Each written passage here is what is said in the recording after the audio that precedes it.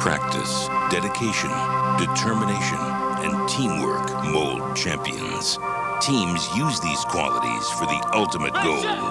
A champion will be crowned next on Fox Sports Net.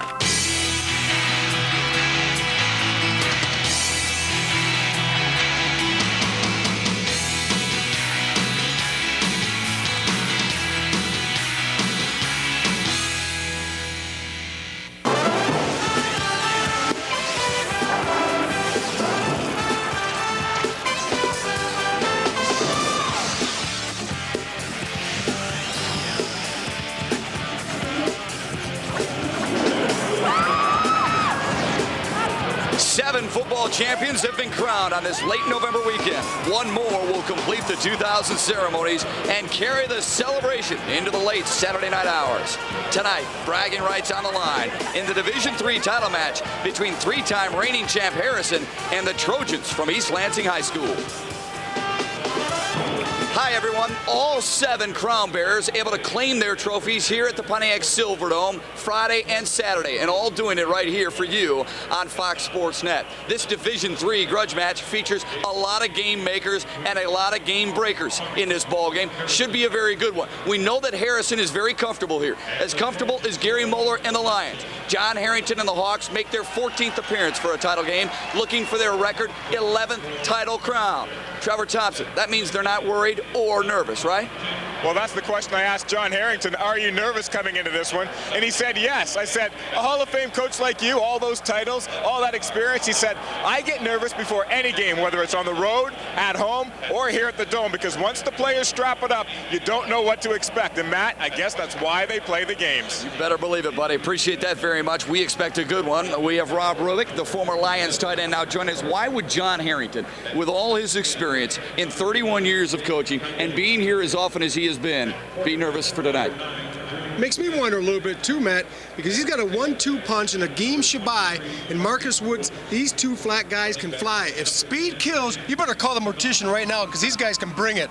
Marcus Woods runs a 4.440, and he's not the fastest guy in the team. Akeem Shabai has been electronically timed 4.37. They're going to make you cover the entire field. That is putting them up and putting them down. 45 touchdowns between those two guys. All right, in the meantime, I tell you what, folks, if momentum accounts for anything, East Lansing has a pretty good shot at this. The Trojans started 0-3, but Jeff Smith was able to turn it around. They're on a 10-game roll and might have the quickest back in all the state. Well, talking to John Harrington, he's talking about all the great team speed that he has, but he says, you know what, Rob? I don't think we have the fastest guy in the field. Antoine Bankwell of East Lansing can run like the wind, and they keep him on the field the entire game to utilize all his skills. They're going to get him the ball many different ways offensively. Watch him defensively. He's where the ball is. Bagwell was huge in the regional win against Stevenson Lakeshore. It's the final game of the high school football season. The Division III title is on the line, and we'll get it started only here on Fox Sports Net right after this.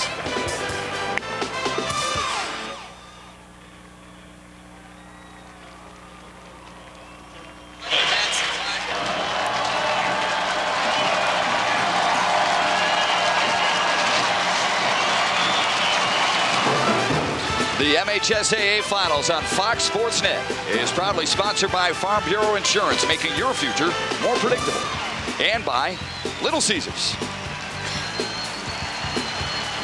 At the Pontiac Silverdome, the final game of the college or the high school football season. John Harrington and Jeff Smith combined 61 years of experience and over 500 wins between them. Harrison will receive. They'll get that high-octane offense, getting the first crack at the defense of East Lansing. Marcus Woods and Akeem Shabai deep to receive it, and it tumbles out of bounds in front of Terrell Mayberry. And that means Harrison will start at the 35-yard line.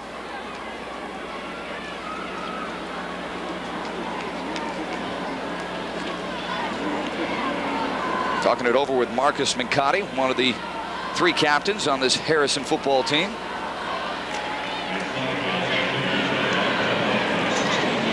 A football team that is 13-0 after winning the Western Lakes Western Division. Let's get the official call. Illegal procedure. Kicking team Ball is chosen at the 35-yard line. First down. All right, our referee tonight, Tom Smith. Here's the quarterback for Harrison, Drew Stanton. Cannon arm, always under control. Comes from a long line, possibly of Drews. Heard of Drew Henson, Drew Brees, and Drew Bledsoe. And who knows, this 6'3", 180-pound junior might have a brighter future than all of them. Out of the shotgun.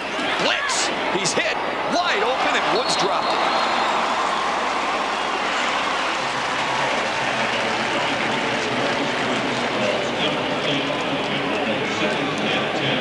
Mark Sawyers came in from the blind side, Rob. Now that's what he did. Drew Stanton had quite a bit of time early. He should have delivered the ball here. He just held on for a split second too long. When you do that, allows the defense, and Sawyers with some good speed from the corner delivers a good hit. Starting the game, giving Stanton a little taste of what to expect from the Trojans. On a 2nd down and 10, Shabaj in motion. Woods will take it on the ground, work the right side. Boy, there's nothing there. Mike Starks in on the tackle. Woods is the workhorse. 25 touchdowns, over 1,300 yards on the season. Shabaj, the flanker, averages 21 yards per catch.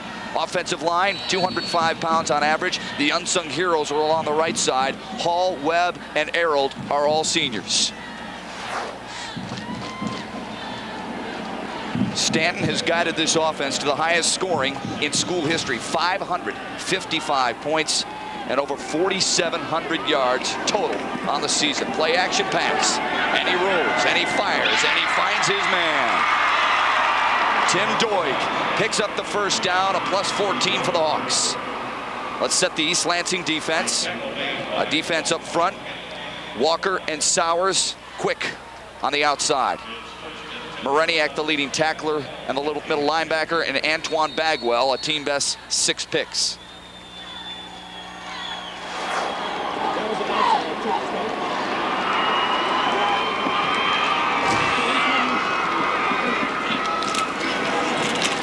Shabbat weaving his way into East Lansing territory and tripped up by Gerald Lee.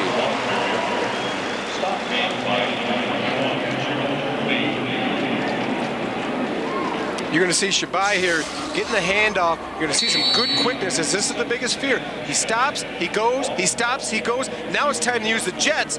He just about gets around the corner. If not for Gerald Lee, it's going to be a big play. And that's what Shabai does every time, Matt. He threatens going the distance because he has great speed. Catch it, can run it, an All-North selection, and a first-year starter. Stays in the backfield, play action to Woods, watch the backside, and just off the fingertips of Jason Reed. Again, Bagwell on the coverage, and Mark Sawyers with the pressure. Well, I think what East Lansing realizes right now, you cannot let a quarterback like Drew Stanton stand in the pocket and have time. You're going to have to bring pressure, and that's what they're trying to do. They're bringing it from the corners. Even though that was a design rollout, the pressure was still coming from Sawyers hard on the backside. And if you let them know you're there all the time, quarterbacks aren't quite as good when they feel that pressure. You saw there, Sawyers not only plays the outside, but doubles as a fullback. 3rd down and 7. Already 1 first down for the Hawks. Stanton, straight drop back, steps up, fires, Shabai's got it. Couldn't break the tackle to spring him for big yardage, but he picks up the first down. Bagwell on the coverage, a +13 for the Hawks. Move the chains, their 2nd first down. Well, you know, you're going to see how when you have a player, and this was Coach Harrington does so well, when you have a great player like Shabai, you're going to try to get him the ball as many ways. This time they loop him out of the backfield, get him into the middle of the field, into the soft zone. You want to get the ball in your best player's hands, and that's what Coach Harrington has done over the years. He's had some great players, but he also utilizes their skills. Doig is the one man in motion for Harrison. Draw to Woods, right side, and the Trojans able to sniff that out a little bit. Woods averages 9 yards per carry. That's a Harrison School record, and they've had some dandies there just off 12 Mile between Orchard Lake and Middlebelt. Marcus Woods, look at the numbers he put up. And he was, remember, he was pressed into a role due to injury this year. This is a young man who's only a sophomore. He's going to have a great career at Harrison. They expect tremendous things because he has what every coach wants that you can't coach, and that's speed. Those yardage, most ever by a sophomore back. More than John Miller or Jason Granger. Now he breaks it to the outside, dragged down from behind by Travis Gullick. Close to another Harrison first down. Give him 7. Travis Gullick, a nice two-way player for East Lansing, helped him get here, making a big play in the semifinals, returning interception 99 yards. Watch it, Harrison. The right guard's going to pull. They're going to get out in front. Excellent job getting to the corner and sealing the corner. If not for Gullick's speed, Matt, that's going to be a touchdown because Marcus Woods is starting to crank up the turbines a little bit. Gullick is a quarterback, but he's also a linebacker. Rob talked about the 99-yard interception return for his score against Flint Powers. He had 3 picks during the year. 3rd down and an inch and a 1st down. Jason Reed muscles his way inside the 20-yard line. If anyone's ever had a cottage or an older home up north where you go up and spend a little bit of time, you'll see sometimes you get mice. And mice can get through the smallest crack. You can't believe they can get into your house. In that time, Farmington Hills Harrison just running the dive to Jason Reed. There was nothing there, but he just kind of eked in there, squeezed between it, and then once he got through, he kept on going. Now all our viewers are quickly looking around their terrified of and everything else. Yeah. 1st and 10. 3 first downs on this impressive Harrison drive. Stanton's got Shabai wide open. Found it. Stumbles.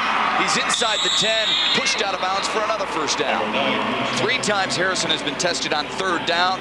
They have converted. Here on a 1st down, they pick up 10.5. Right here, this is Shabai. They're going to leak him into the backfield. Going to run the tight end on deep corner.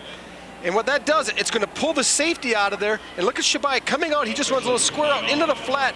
Look at the ball by Stanton. That is a big-time throw right on the money. You think it's easy, but look at Shabai. Just makes the end, thinks he's going to chip him. He doesn't. Stanton looking downfield all the way. Good fundamentals, Matt. And you understand, you were a quarterback at one time, and we were talking how you're impressed with Drew Stanton and how he's so sound at turning his shoulders, getting squared to the line of scrimmage. Bad eyes by the play-by-play guy. I think he got 9.5 rather than 10.5. How good is Akeem Shabai? John Harrington compares him in the company of Emil Coleman, a John Miller, a Ricky Bryant, who now stars at Ohio State, and the Granger brothers. You talk about a program that it can boast skill and talent. Harrison can boast it with the best of them. Akeem Shabai is just one in the many of a long run of talented players to wear the green and gold for John Harrington. His club is on the move. They're in the red zone. They're knocking on the door. We're scoreless at the Dome. The Division III state championship just underway right here on Fox Sports Net.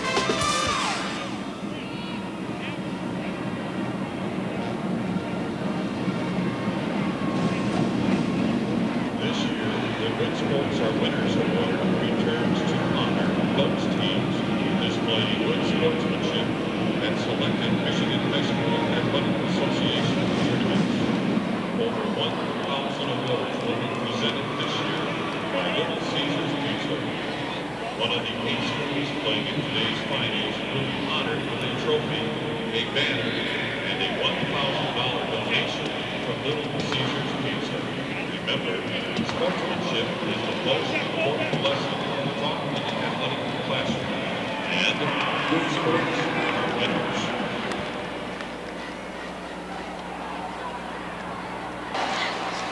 Back in the Dome, 7:47 left to go in the first. Harrison's first possession. Our road to the finals brought to you by our good friends at Little Caesars. Harrison smoked Chelsea 50-6 in the regional, knocked off Lapeer West 36-6. And that's why they're here playing for their 11th state crown. They are 10-3 in championship games here at the Pontiac Silverdome.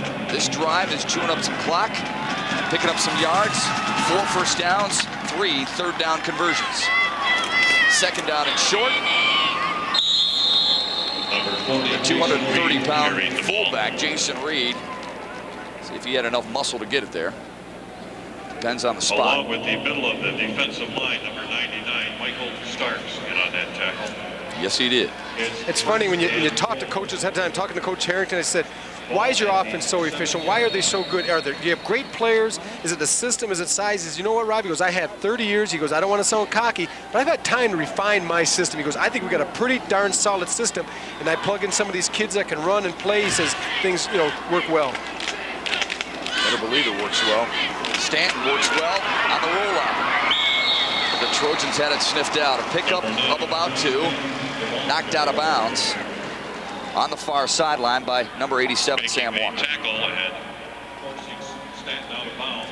I think the test for East Lansing defensively, we know they can run. Coach Smith talked about the great team speed, so they're going to be able to go side to side pretty well. But how do they hold up between the tackles? Yeah. You know, it doesn't matter how you run laterally if they're just popping you in the middle, getting into your second tier, and then they're gone. So you got to play it up front solid. Here's a second down and goal from the 5. Doig in motion. Deep handoff to Woods. Lowers the shoulder. He's dropped to the carpet after a pickup of 1. There's Gullick, number 15. We're going to be calling his name an awful lot. This is a tremendous two-way player. And talking about two-way players, this is kind of rare, Matt. This is a Division III game. Usually you see more two platooning and fewer two-way starters. Harrison, 5 guys going both ways. East Lansing, 6. So once again, conditioning could be a factor here late in the game. Big third down and 4. Third and goal from the 4. Harrison 3 of 3 on third down conversions. They'll play action. Firing just off the fingertips. Marcus Mencotti guarded tightly by Antoine Bagwell. And Harrison will go for 3. I think this is a victory for East Lansing. Absolutely. Yeah, Harrison looked unstoppable, throwing, picking, going down the field. All of a sudden they get inside the 5-yard line when the field becomes smaller. East Lansing did a nice job defensing, forcing the field goal attempt. Jake got him. 1 of 2 on field goal tries for Harrison, and flags fly. Flags prior to the snap. Somebody might have moved, huh?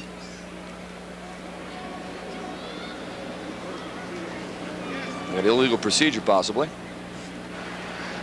Dead ball, encroachment, Wow. defense, half the distance, still 4th down. That makes this decision a little bit more interesting, doesn't it? We had the stereo going. I'm looking at Coach Harrington on the sideline, and he's talking to his quarterback a little bit. And they're coming off to the side. We're going to have a timeout here. I don't Talk blame it him. over. We just might switch personnel. That field just become a little bit shorter for the Harrison Hawks. Now they're on the 2-yard line. So first or 4th down and goal from the 2. This Harrison offense averages 43 points per game. They've scored 198 points in the first quarter alone.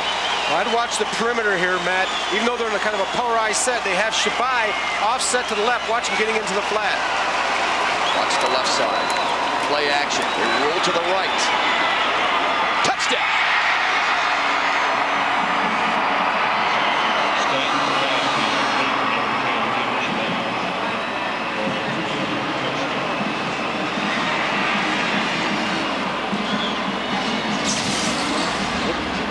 Right here is Shabai, and what you're going to see, Matt, he's going to leak here, work down the field, and come all the way across, and everything else is going to clear out. And a great job. You're going to see him right here. Chips the end, comes back underneath, works across the field. Look at the vision by Stanton. Actually, not a great route by Reed, who is still in the position. He has to clear and get out of there. Extra point. Harrison, Matt, takes an early 7-0 lead. Very impressive for the Harrison Hawks. They were helped out on an offsides call against East Lansing. Drew Stanton and his favorite receiver, Hakeem Shabai, makes him pay. Hawks lead by 7.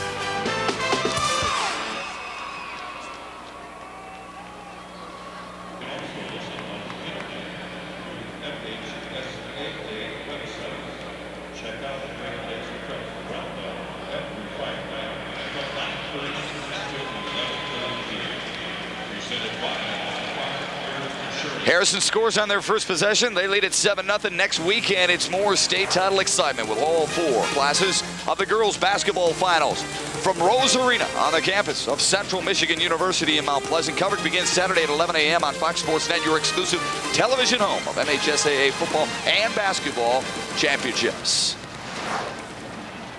Very impressive drive using a little bit more than 5.5 minutes. 15 plays, 65 yards. Stanton with his 23rd touchdown toss to Shabai. Those 2 hooked up against Lapeer West last week in the semis from 18 yards out. This one, a 2-yarder. Count 7.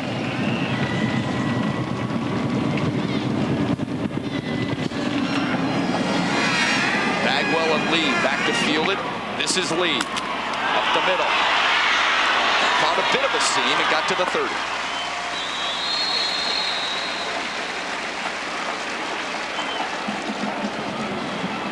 East Lansing usually goes, I mean, they can rotate 3 different quarterbacks. It could be that man, Demetrius Hallams. It could be Malcolm Hardy or Travis Gullick, but it'll be Hallams here tonight in the state championship game. He's slick, he's sure-handed, and lives and breathes football. He collects old ones, and he'll be using a worn-out pigskin tonight. Near handoff.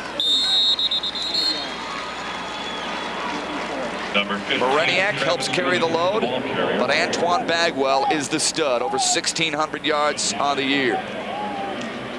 Gullick, Walker, Wilbur, all wide receivers and pass catchers, and the offensive line is Burley, with the biggest being the center, Craig Adunzio, 6 foot, 230-pound senior.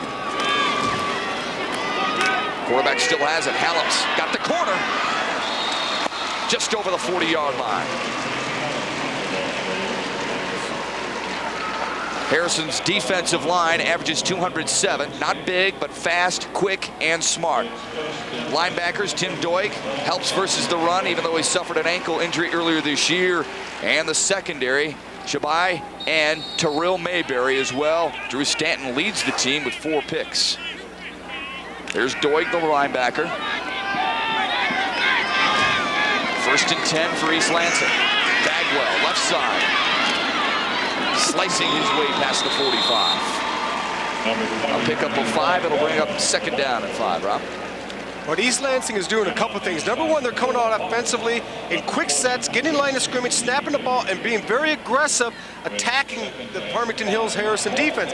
Now they're trying to get Bagwell outside to utilize his speed, and they're pulling guards, pulling tackles, getting people in front of him, trying to create some traffic, hoping he can find a seam. Hallams with a toss to Gullick. Working the right side, but not a whole lot there. Brought down by Ian Cole. They'll give him 2. They'll bring up a 3rd down and 3. Well, you know, that first drive of getting back, Harrison, all good teams are opportunistic. You know, talking to Tom McLean, our GM, before the game, he was saying, you know what about Harrison? The thing they do best is if you make a mistake, they're going to make you pay for it. How apropos. East Lansing jumps offside. They're going to kick a field goal, take 3, Matt. You jump offside, touchdown. Keep in mind, folks, East Lansing may be the underdog, but they're no pushover. Bagwell on the inside handoff, past the 50 and a 1st down. They had 3 losses on the year. The first 3 games of the year. 2 of those to state champions, Orchard Lake St. Mary's and Grand Ledge. Yeah, in the Grand Ledge, I talking to Coach Smith, I asked him, who was the best team you played? Because I'm thinking he's going to say Orchard Lake St. Mary's. He said Grand Ledge, and I see why today, after watching the Division I game. What a trigger they had. What an exciting game. What a great game to do. We talked about Harrison's impressive offense. East Lansing equaling that. Doig on the pitch back, working the right side, no gain. This is an offense that averages a little bit better than 20 points per game. Usually keeping it on the ground. They average only 7 tosses per game. 256 is what they average in their ground attack. So 86% of their plays called on the offensive side go on the ground. Jeff Smith, 236 and 67 in his 30 years. His 13th appearance in the state playoffs. Doig, tuck it back, looking, lofting it over the middle and knocked down by Doig. Pretty good play by the linebacker to stay with Bagwell. That's his job, to mirror him and shadow him throughout. Yeah, and he does a nice job not biting up on the play fake. If you do that, all of a sudden there's going to be space behind. It's a toss sweep, looks like what they've been running, but Doig sets up, or Gullick sets up, delivers the ball over the top, trying to find Bagwell in the soft middle of the field. Nothing there, a good job by Harrison. That's a well-coached defense, Matt. When they don't bite on the play action, they keep playing, keep flowing, but looking for stuff coming back, any type of motion, and they're going to jump on it. Gullick was 27 of 53. Now another quarterback hit, Malcolm Hardy. He tucks it under. Big hit. Shabai delivered the boom on him.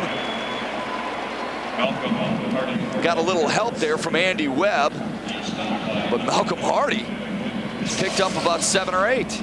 Right here, it looks like Malcolm Hardy's going to have some room. He decides to go outside right away as he turns up the field. I guess you could say instead of Shabai, it's shaboom, shaboom that time, Matt, because he brought it. You're Laverne, I'm Shirley. What else do we need to get into here? My wife would argue that. They're going to punt it away. No, they're going to fake it. And Harrison was up to it. Mark Sowers didn't sell it well enough. And Krishna Reed dropped him down around the 44-yard line, giving the ball to Harrison. All right, it looks like they're going to punt it. Sawyer stepping back. All of a sudden, he's going to try to run it up the middle. But what penetration by the Harrison Hawks. If you're going to run a fake punt, you got to get some blocks at line of scrimmage. Actually, he bobbles a little bit, Matt. Do you think? I'm not positive. I think that's designed, yeah. Yeah, you think it is? Yeah. I'm not totally sold on it, but in the field position where it was, it probably was. When you're on the plus side of the 50, there's a good chance it was a fake. But you know, that old guy right there, that old Hawk himself, you don't fool him very often. First and 10 for Harrison, already leading 7-0. Shabai on the bubble screen, tucks it inside, weaves his way, now breaks it to the outside. First down, give him 12, move the chains, and Harrison's offense continues to roll. Demetrius Hallams dragged him down from behind. Quick. Unbelievable. Does this young man have some speed and quickness? We're going to get a nice shot. He split wide. It's just a one-step hitch. It's nothing fancy. We're going to see the tackle here. Nope. We're going to see it here. Nope. Now, number one, I don't think so.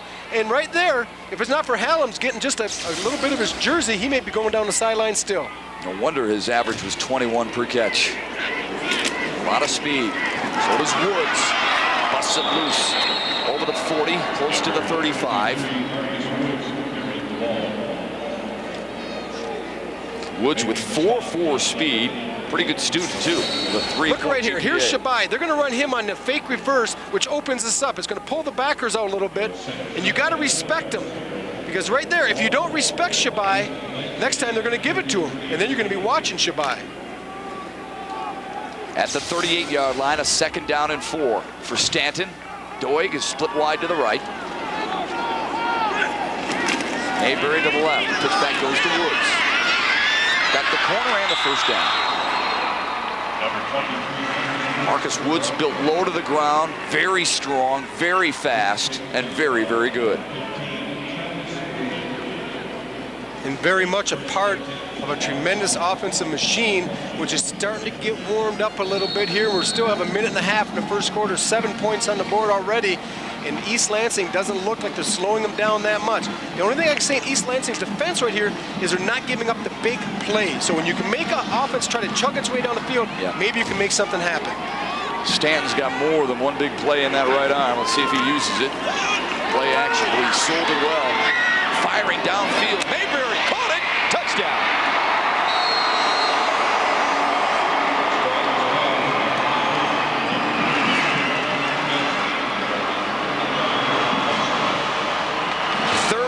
Yards to the good for Harrison. Stanton's 2nd touchdown toss of the game. Well, Mayberry's going to be right here, and he's going to come down and run a corner route. He's got man-to-man coverage, and he just has tremendous speed, a little inside move. You know what that is, Matt? That's not a great route. That's great speed, and a well-thrown ball by Stanton. Yeah, but who did he beat? He beat a guy who was pretty quick in his own right, Gerald Lee. They missed the extra point. That's the only thing the Trojans can say might help him a little bit here. John Harrington isn't pleased at all. He has to be pleased with his offense. They have put up a couple of quick touchdown passes from Stanton, this time to Mayberry. Well, when you think of Harrison, you don't think of Mayberry as one of the key weapons, but obviously he is too. What an arsenal you have. And look at the ball by Stanton. Nice job. Nice fundamentals by the young man. Squaring the shoulder, stepping into the throw. And look at the protection, the time he has without the offensive line. A good job there. Scrambling by Andy Webb to free him up. Big play by Harrison. And Matt, I know it's only been a quarter, but I'm impressed right now by this Harrison Hawk team. Can't help but be impressed. Drew Stanton came from Oregon, playing at Harrison for a chance to win a state championship. And he's getting the Hawks well on their way after another impressive drive that used up a little bit more than a buck and a half. 119 total yards already. Stanton has 2 touchdown tosses. let's look back at East Lansing. They're trailing 13-0. They haven't slowed Harrison down that much. So how do you slow down the Harrison offense, Matt? You take the ball offensively, move down the field, create a drive, eat some time, and put some points on the board. And I know that's what Coach Smith is telling his troops right now. I tell you what, I thought the Trojans moved the ball exceptionally well. They went for the fake punt, and that came back to haunt them a little bit. And 7. Mark Brown is making himself well known out there on defense. He's at 5'11", 180-pound senior end. Jamie Schaefer is checked in at split end position for the Hawks. He's wide to the right, or to the left rather. That's him in motion to the top of your screen. Kish wants to throw, and that's who he's looking for. Over the middle, incomplete.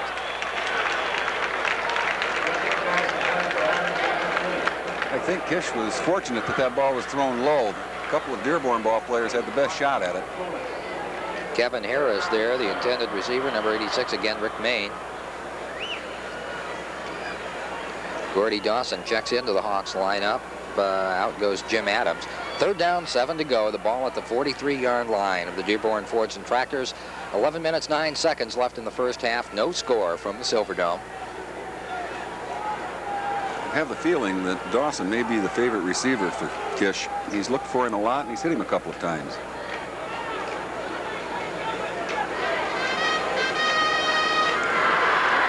Kish 5 for 8 in the air. No interceptions so far.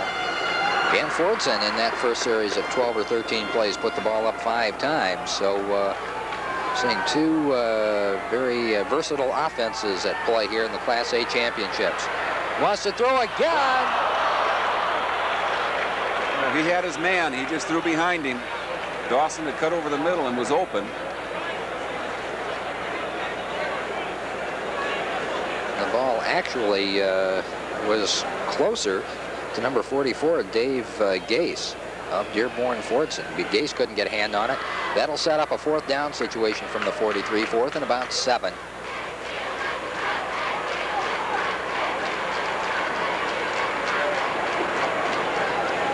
And John Miller will do the punting from his own 44-yard line. Gets a high wobbly kick away. It'll come down at the 10. It's fielded there at about the 7-yard line and driven out of bounds immediately as Kevin Harris. He'll get back out to about the 15.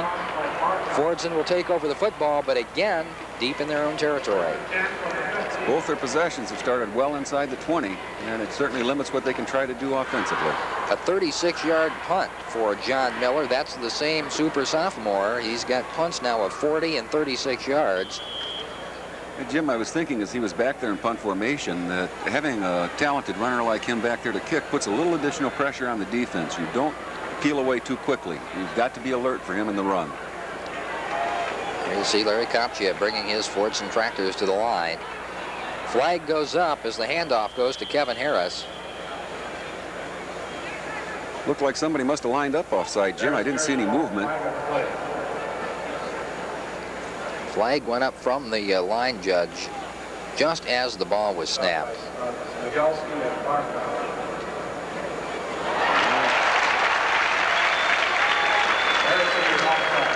Apparently must have been what happened. The offside, preliminary indication offside against Harrison. Certainly the Tractors will take that, give them a 1st and 5 situation for the 20. And that's really a significant difference down here now. Yes, 3 downs for 5 yards. You don't have to worry so much about putting it in the air and turning it over in field position like that. Oh, at the full house tee, Jim. Haven't seen that all day, have we? I don't believe so. They have shifted into the power I from there, but they don't this time. Give to Pergina off left tackle. He'll get out close to the 1st down. Number 82 is Steve Orsini off the bottom of the pile for the Hawks. There you see the position of the football. It was just short of the 25-yard stripe, and that's where the Tractors have to get for their 1st down. That really shows the pain of the 5-yard penalty. Instead of having a 2nd and 6, they had a 2nd and just a little bit less than a yard. And a team like Fortson, they load things to the left side. They could try something here. They pitch to Harris.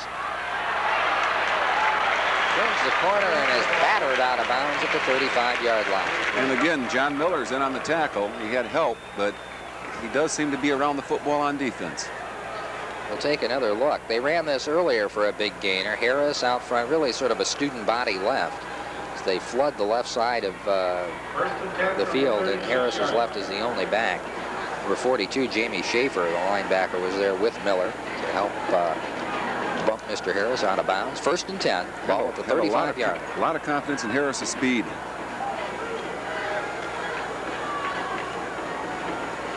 Again, the full house backfield. Second man through is Harris again. Picks his hole and then trips. If he'd have made that cut, Jim, he could have been gone. He had a lot of room on this side of the field. And he knows it. Yes, he's not happy at all. As it is, give him 8 on the play. The ball will be spotted at the 43-yard line of the Hawks. 2nd down and a long 2 for the 1st down. Number 32 is Abraham Baydoun checking into the lineup. So coming into your picture there is number 33, Ron Stewart.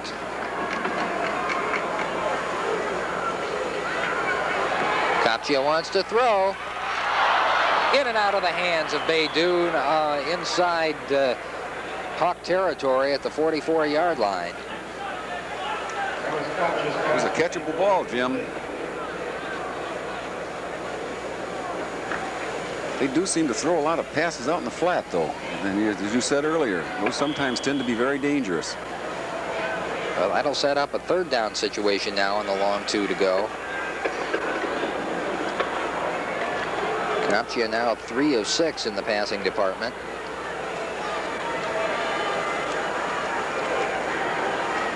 The series started back on the 15-yard line. That's Pugina, and he'll have the 1st down out very close to midfield. Well, that series of downs, especially the last 2, indicates that Dearborn doesn't have a lot of fear. They had a long 2 yards to go and chose to take 2nd down for a passing down. Still, with all the confidence in the world, they could come back on 3rd and pick up that long 2, which they did. Kevin Harris now checks into the lineup. Montezeba comes out. Ball just short of the 50-yard line. 9:03 left in the 1st half of play in the Class A championship. No score. Farmington Hills Hawks against the Tractors of Dearborn Fortson. Fortson with the football. Capchia out of the power I formation. Pitch to Harris, short side, and beautifully defended by Farmington Hills. Over there again, number 82, Steve Orsini. Looked to me like that might have been a broken play, Jim. He turned looking for someone and had no choice but to go that way and pitch. Harris, so far, the workhorse of this Tractor offense. 5'11", 175-pound senior. Number 32 coming into your picture, Abraham Baydoun. When he comes in, Capchia likes to go to him. 2nd and 12, 8:44 left in the 1st half. Here they come. Everybody coming right. Capchia looks long, goes for the home run. Just overthrown, and that was Abraham Baydoun. He had maybe a step on his defenders, John Miller and Chris Thompson. Take another look, and look at the time Capchina has to throw the football. Well, Harrison sent a blitz that time, but it was picked up very effectively at the line, giving him time to get that ball that far downfield. It would have taken an awfully well-thrown pass, but almost there. Just overthrown. Check that, 86 was Rick Main back on the defense. Capchina again to throw, this time in the flat, complete. He got the 1st down by inches, Jim. Unbelievable. There you see Abraham Baydoun, and he was hit hard. I can't believe that young man knew where the 1st down marker was quite that effectively, because the way I see it, they are right on the stick. I think they're going to bring him across to measure. We'll take another look. Look at this catch, too, and concentration.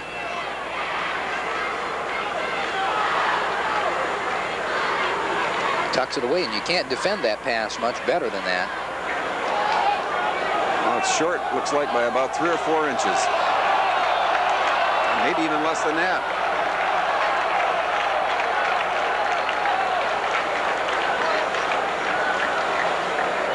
There now that they pick the chain up from the sideline, you can see just how closely to that marker referee Tom Donahue is placing the ball. I don't see any signs of the punting team coming on, Jim. It'll be 4th down. The ball's at the 40, just outside the 41-yard line.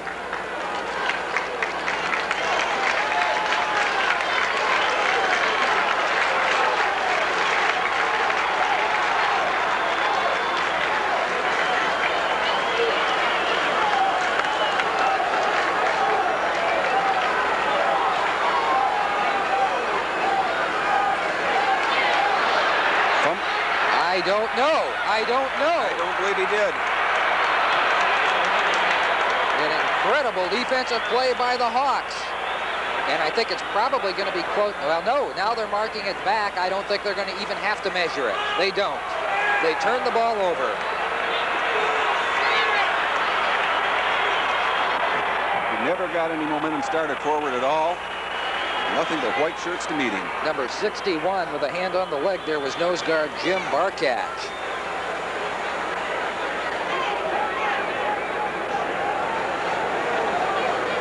We've got 8:16 left in the first half. Still no score and a very, very exciting football game as Ken Kish brings his Hawks to the line of scrimmage in the I formation. They'll go to the reverse. This is Baker. Gets around the corner across the 50 to the 45. Very nice play. Baker dipped his shoulder in and brought the defensive backs up and then outran them. Watch his move. Looks like they have him cornered and he just starts up a little bit. Now he'll move to the outside.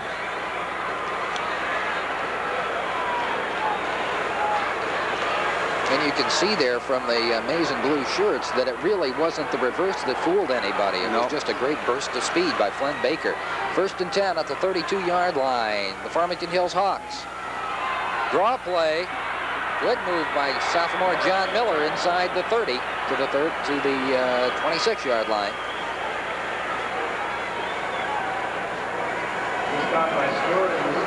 Number 76, John Drummond checks into the defensive line for Greg Koleski.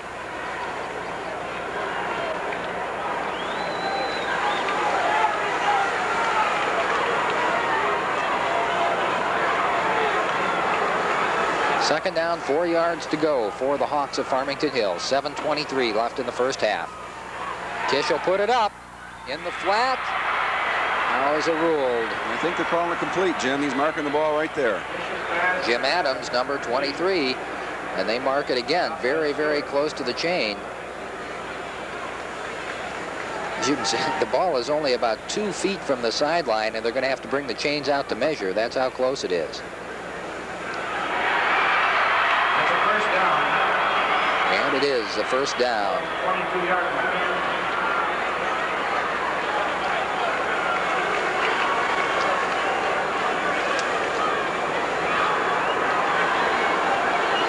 Well, this is the closest to a scoring threat we've had, isn't it, Jim? It certainly is. Neither team has gotten this far into enemy territory. The ball spotted at the 22-yard line. 1st and 10. This is Miller. No place to go.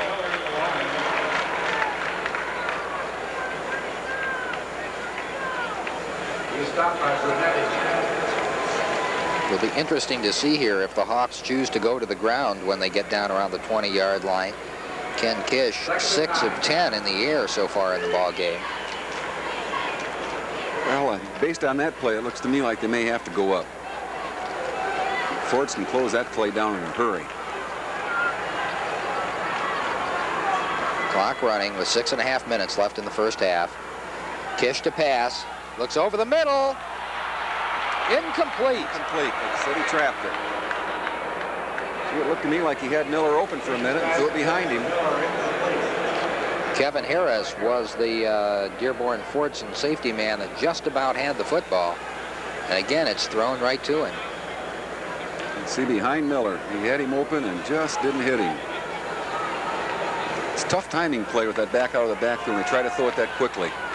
And there you can see another close call for the officials, but another good call.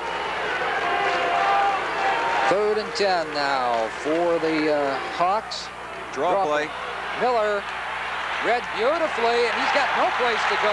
Good defensive play by middle guard Rich Farini. Well, we may find out about Blackmer in the field goal now. We're certainly within his normal range. Number 33, Dave Blackmer, is putting on a different shoe. It must be his kicking shoe, as we'll see what happens to Miller. Watch number 66 come out of his middle guard position. Read that play beautifully. Gave him nothing. It's Bill Kiafalis, number 65, up to help out. Putting the tee down about the 28. It'll be about a 38-yard kick. And now Farmington Hills Harrison wants a timeout. They don't want to have to be in a position to rush this.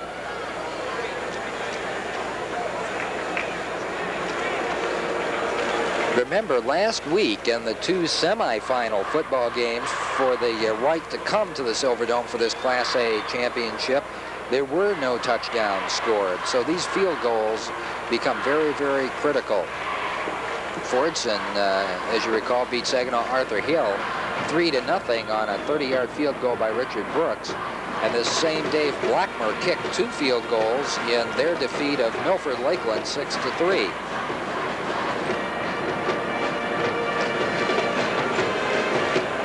Well, this is certainly within his range. He was practicing from 50 yards before the game.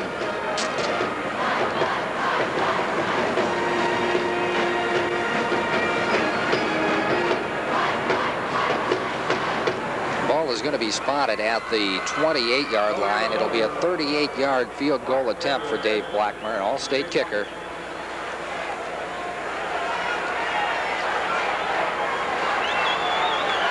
Ball spotted, it's booted. It's long enough. Missed it to the left.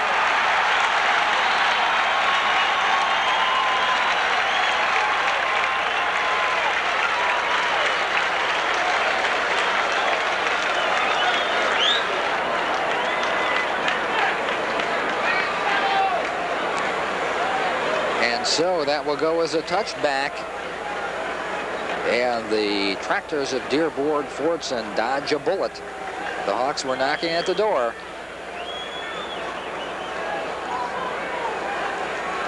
.5:58 left in the first half. There you see the situation.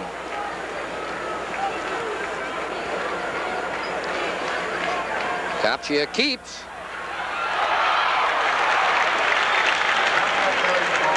Faked to 2 men and followed right behind him through the line and broke out for a nice 7-8 yard gain. Larry Kopchia, 6'5", 210 pounds, senior quarterback. Give him 8 on the play, call it 2nd down and 2 to go.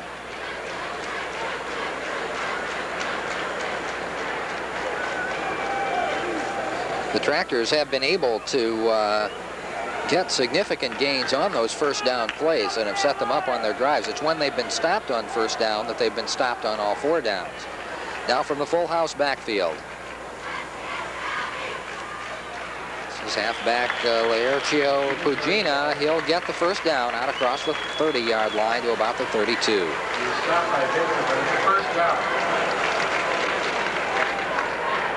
This is Pugina coming out. See going into the lineup, number 20, Kevin Harris. It's nice to have 2 active runners like that. Trade back and forth. Charlie Justice doing a lot of shuffling in his lineup, both in that backfield and at the split positions.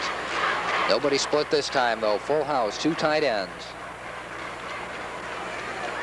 Well, Harris gets another good gain. Harris in the line. Stopped by Blackmer. That time for 7.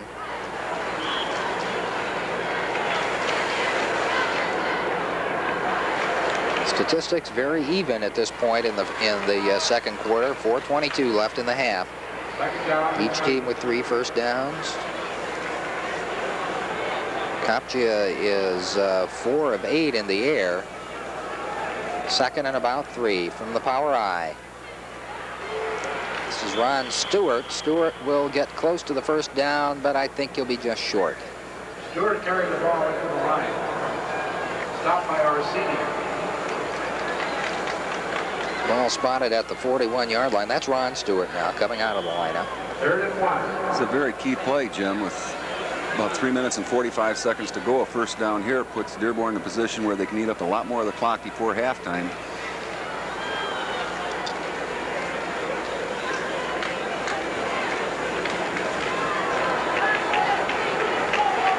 Well, I'll tell you, I hope nobody goes very far away, because we've got a lot of football coming after the half at this rate. From the T formation, a little trouble in the backfield, but he gets the first down. May have been a break for him. He did a little bit of zigzagging there, and the hole opened up. Paul Potterziba had a little trouble handling the football here. Well, it doesn't look like it might have been trouble. He saw that the hole was closed up and did a little jute step outside and gets the first down. For Fortson now, they've been in the 3rd down situation 5 times. They've been successful 3 of those 5 times. And they've been on very key 3rd down situations. From the 43-yard line now, this is Harris. They'll get out to maybe the 47, 48. It'll depend on where they spot it. A lot of that was just out of a dive, too. He was stopped and decided to get what he could. 2nd down and 6. Call it 48. Give him 4 on the play. Call it 2nd and 6. 2.5 minutes left in the first half. Still no score in this Michigan High School Class A football championship. You have to wonder if they're going to put it up soon, Jim, to see if they can get something on the board before halftime.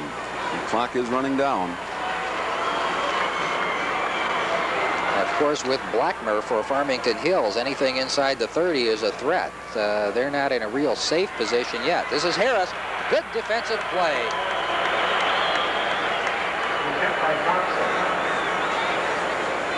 Number 80, monster back Chris Thompson up to make the stop.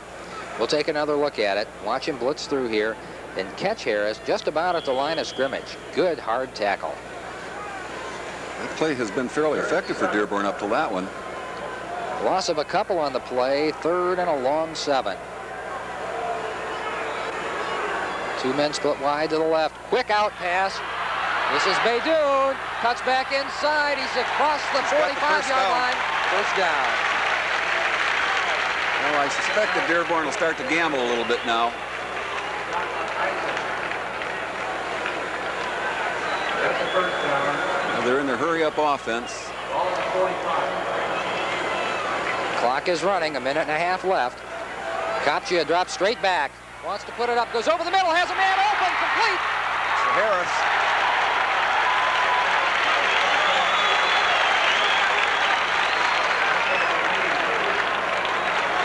We'll take another look at this. Harris wide open, curls in under the deep zone. Closest man to him was Rick Main. Main saves the remainder of the game. And now we've got a timeout, and this timeout is going to be called by Farmington Hills Harrison. Well, the only thing I can figure is that they didn't have the defense set and they didn't want to gamble on it, because they certainly have no other reason to stop that clock right now. Dearborn has 2 timeouts left. Last pass covered 20 yards.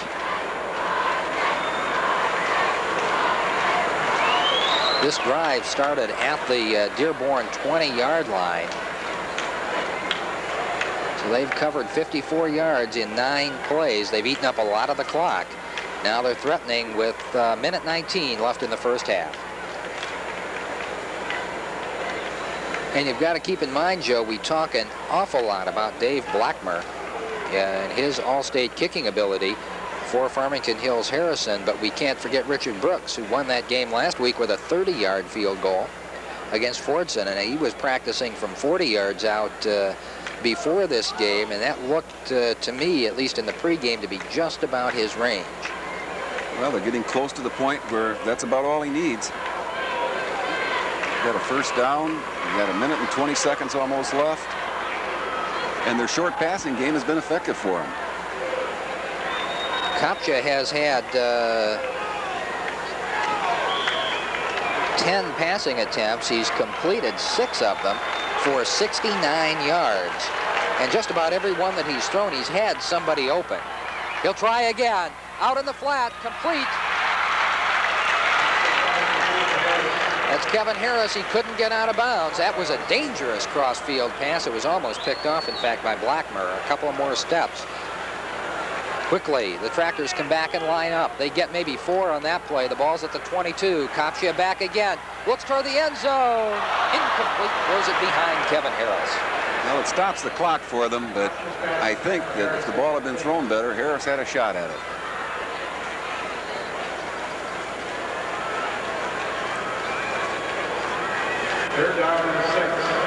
So with the clock stopped now, this will give the Tractors a chance to regroup here a little bit. Now this is a critical play. With 55 seconds left, it's 3rd down. They still have a long 6 yards to go for the first down. They'd like to get 6 points, but they've got to be thinking first down now. Keep the drive alive and try to get 6, or they're going to have to go for a field goal that's going to be close to Brooks' range. Kopcha.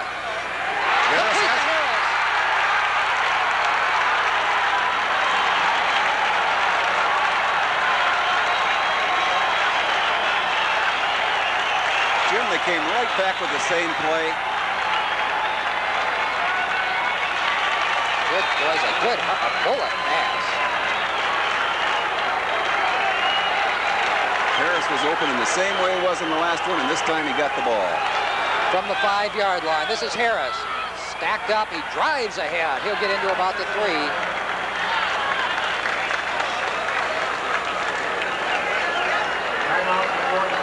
Quickly, the Tractors call timeout. They still have 1 timeout remaining.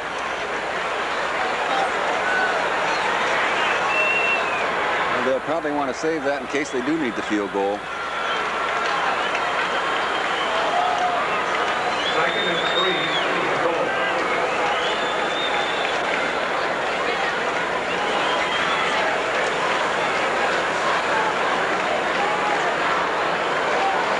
Will be spotted at the right hash mark at the 3-yard line.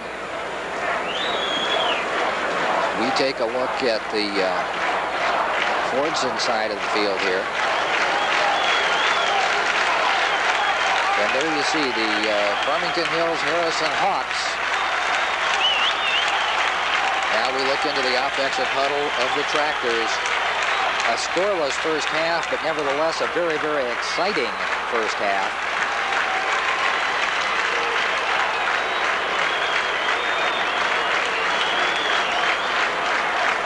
Remember, on a 4th and about 2 inches a while back, the Farmington Hills Harrison defense was able to rise to the occasion. Can they do the same thing at the 3-yard line? From the power I formation, Kopcha calls the signals. This is Harris. He's in the lead. Yes, they call him a touchdown. It is a touchdown. Kevin Harris. They went to the side where they had their power. And it was effective.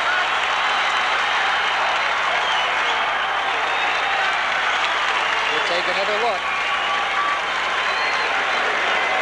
He cut back and the only seam he had.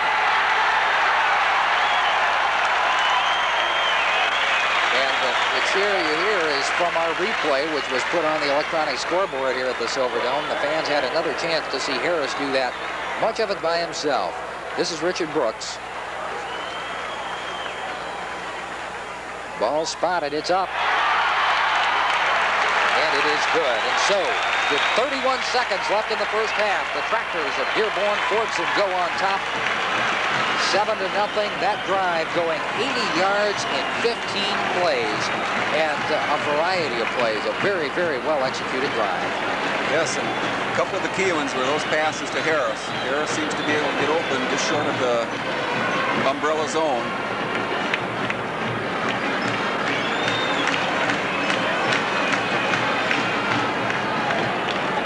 Well, that's a pretty quick turnaround from a attempted field goal by Harrison to a touchdown by Fortson. And for those of you turning in, we'll get that score turned around for you momentarily. It is, in fact, Dearborn Fortson Tractors on top of the Farmington Hills Harrington Hawks, 7-0.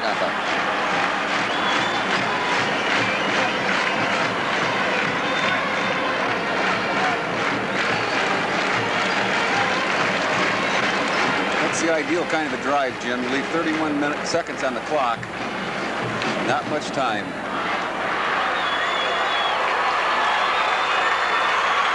Richard Brooks, number 67, will do the kicking off. John Miller and Gordy Dawson deep for the Hawks. Good kick will come down at the 1-yard line to Miller, and he'll come out. He's across the 10, and he's hit right at the 11-yard line. 4 times as many total yards for Harrison than the Trojans. Woods seeking his second touchdown run. He doesn't get it either. Under a minute and a half to go in the first half. Harrison gets it down to the 1.5-yard line. 3rd and goal from there. Harrison wants to talk it over. They lead by 4 scores. John Harrington wants to make sure he gets this one into the end zone, because this is the one that might break the Trojans back.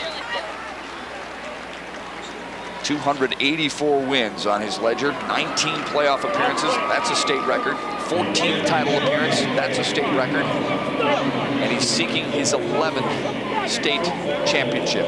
That too would be a record, breaking the tie that Harrison currently holds with DePorres. He is led by his junior quarterback, Drew Stanton. How good is this kid? Harrington says he may be the best he's ever had. I think he's a great quarterback. I think he's going to be a Division I quarterback. He's unflappable. I'd say use that word about him all the time because he never seems to get worried about anything. He's a very accurate passer with a strong arm. He completed 71% of his passes this year so far, and that's just phenomenal. Drew Stanton's favorite player is Peyton Manning, and he is playing Peyton Manning-ish 3 times with 4 touchdown passes in a game this year for Drew Stanton. That tied the school record held by Jeff Thorne, Mill Coleman, and Dave Pesci. Today, 9 for 13, big yardage and big production from number 9. Goal to go. Toss it to Woods. A lot of field out there. Not enough speed, though, apparently, to get away from Travis Gullick, who snuck in from his outside linebacker position to grab him from behind. Nice job by Travis Gullick, along with Gerald Lee, showing some great side-to-side speed. Coach Smith really felt that he would be able to contain Harrison from the side to side where many teams couldn't. Right now, I'm not so sure if he would attest to that same type of feeling after what he's witnessed here in the first half. Harrison calls another timeout. They are 5 for 6 on 3rd down conversions. That might be the only thing they've done wrong, so we'll see what he calls here. The one time they missed the 3rd down conversion. It was an offsides on the field goal by East Lansing. That gave Harrison a 1st and goal. They cashed it. Very opportunistic team. You give them an inch, they're going to take a mile, because with this type of talent, this type of ability, you can take a penalty at a bad situation, which can prolong a drive or shorten the distance needed for a 1st down. They're going to make you pay, as they did early in the game. Let me turn the tables on you for a quick second. Harrison jumps out to a huge lead like that. Do they get too cocky and too overconfident? Oh, I don't believe so. If they had a 3-year coach, maybe. The guy's got 30 years in the business. He's not going to let his team get too comfortable, too confident at halftime. He's going to be on them a little bit. He'll find a few things that they can improve on. And that's why they are so good, because they're constantly improving. 8 times they've gone unbeaten in a season. They're going for 9. Here, they need 2 yards for their 34th point of the first half. In the 4 playoff games prior to this one, Harrison has outscored their opponents 186 to 19. Now they've outscored East Lansing 34 to nothing. Jason Reed picks up the 1-yard touchdown plunge. He, Woods, Shabai, and Stanton are the big guns in the Hawks' arsenal, and they've all been a part of the scoring drive so far. Well, it's nice to see Jason Reed get back into things, nipped a little bit early on. This is nothing but a fullback dive right up to the right of the center. And right here, Jason Reed's going to get it straight ahead. Good line blocking, good surge. Look at the lineman 3 yards deep in the end zone for Harrison. Extra point is good, and it's 35-0 Hawks.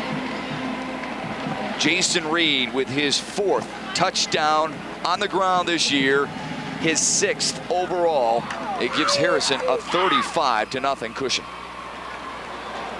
5 different guys have scored for John Harrington and the Hawks.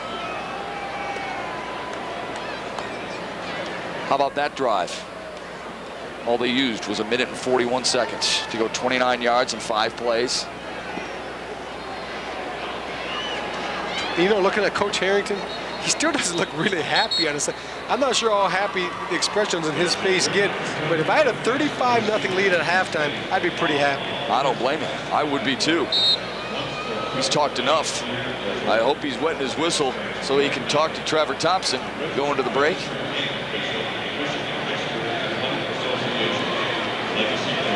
Like a surgeon. The thing John Harrington likes most about his club, folks, is this. He says they like to play. I mean, they actually love to practice and they love to play. They are always focused. He and his staff in the past used to get worried. Are these guys going to be hyped up enough? Are they concentrating enough? Are they studying enough? You don't have to worry about this group of players. They're always ready, he says. Well, good habits the juniors are getting, playing with this senior group too. Many of the juniors, as we were talking about, are coming back. They've created wonderful habits being around the players who show them how to prepare, how to focus, how to get it done. Allows averages 32.5 per return. Won't get it there. Skips past the 20.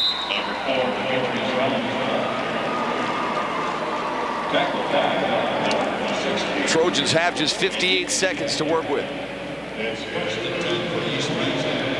At the ball, 23. We got 1 timeout, Coach. 1 timeout. Well, we've talked about it throughout the broadcast already.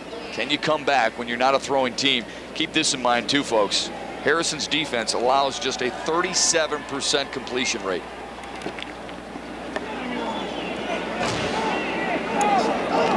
Adams to Gullick, and he's going to throw.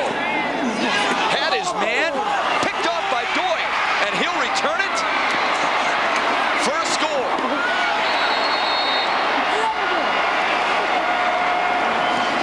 .27 yards, make it 6 different Hawks. Doig plays flanker on the offense. He couldn't get into the mix offensively, so he takes over on the defensive side and returns it for a touchdown. But when things go bad, they go real bad. A little halfback pass. Once again, Gullick throwing the ball. It goes through Bagwell's hand, off the back of Mayberry. You know, Tim Doig, Johnny on the spot, picks it up. He's a recipient of a lucky hop. Gets a little help there, a little bit of a block, dives into the end zone.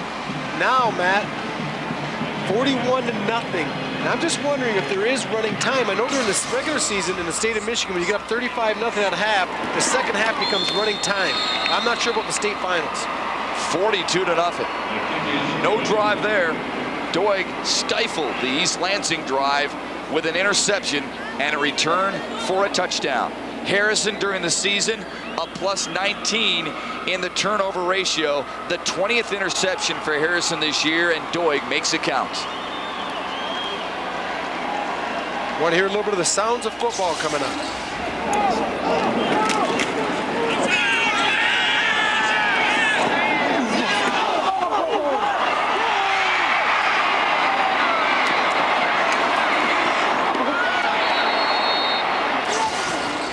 Good stuff from our on-field crew. Harrison, better stuff. 42-0. I think they might have gotten away with a little bit of a Marcus Mincotti push on the back. That says it all, doesn't it? Harrison, respect all. They fear no one. There's no reason to. And even though they're Division III, I got a feeling they wouldn't fear anyone, whether it's doesn't matter the 3, division. 2, or 1 in the state of Michigan. I think this is as fine a football team as I've watched at the Silverdome in the past 2 days. I guess the only question left for John Harrington, and you sure can't ask him this at half, but after the game, is this as good a team as you've ever had? And I know he hates to compare championship clubs to past championship clubs, but it's inevitable. Especially when he makes comments about Shabai and Stanton the way he is. Huge hit. Boy, oh boy, there's no letting up in the Hawks here tonight. Krishna Reed. It's the most points that any team has scored in a championship game in a half. look at the look here. Watch Krishna Reed come into your screen. He's going to come in quick. And look at that. Wow, what a hit. Running through the return man. And if I'm a Hallam's, I'm not sure I want to be back returning kicks very much longer. When you get a guy with that type of speed and size coming down, closing off the corner, making a severe hit. It looked like he was ready to hand off, didn't it? It looked like he was carrying that ball like a loaf of bread. Coach Smith isn't quitting by any means. We're going to talking about Harrison a lot here, obviously, because they're up 42-0. But let's give East Lansing some credit. They're still running up to the ball. They're trying to run their offense. They're still keeping their heads in the game. And, you know, that's a credit to Coach Smith and his staff.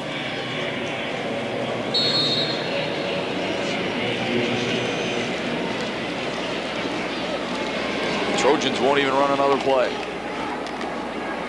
It's second and 5. Harrison has had the ball 5 times, and they have scored 5 touchdowns.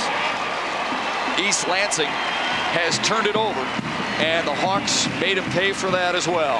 The Hawks establish a new state championship record for most points in a half. Drew Stanton has a touchdown run, 2 touchdown passes. The Hawks lead it 42-0. Now, prior to the game, John Harrington told our own Trevor Thompson, "Am I nervous? You better believe I'm nervous. I'm nervous for any game." After 24 minutes have gone by, I think the jitterbugs are out of his stomach.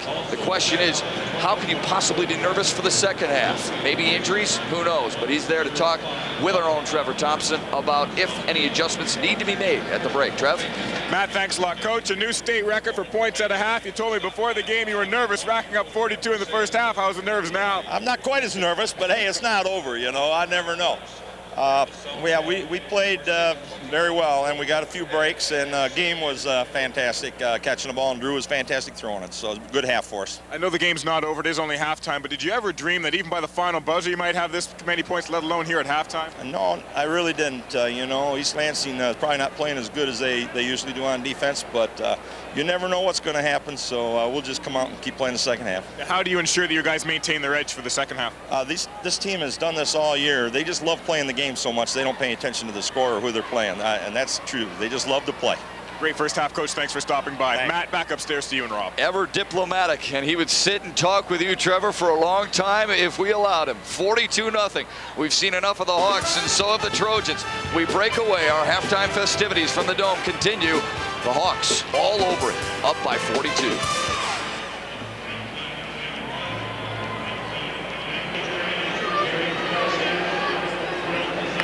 Harrison Hawks are 24 minutes away from their 11th state championship.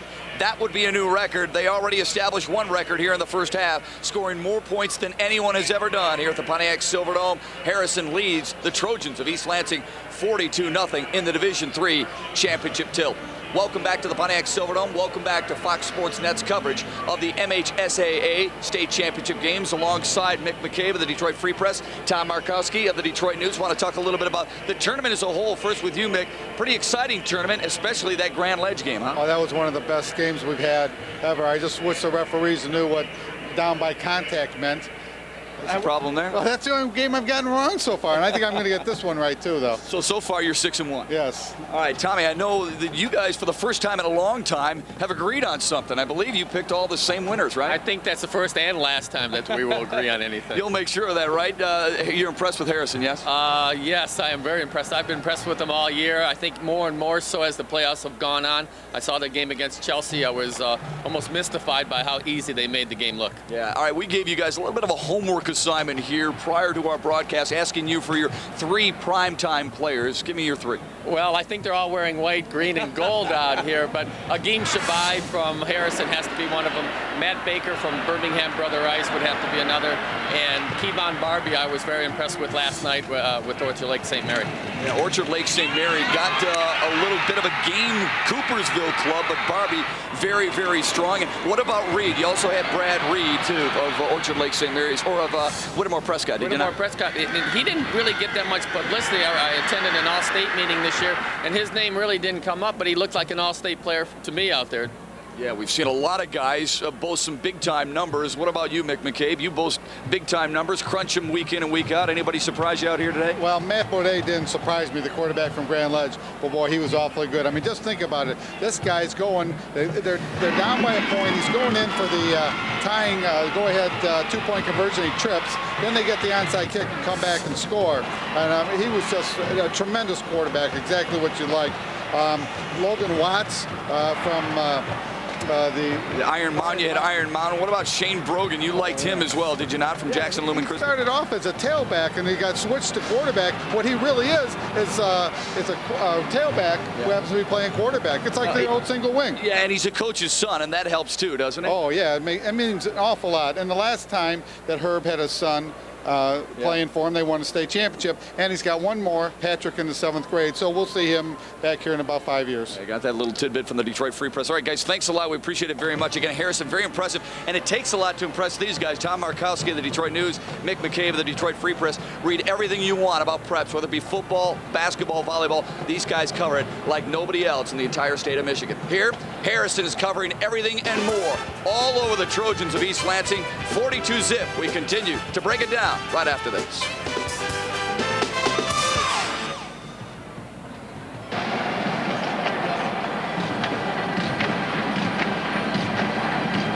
Welcome back to the Silverdome, where Harrison is up on East Lansing by a whopping 42-0.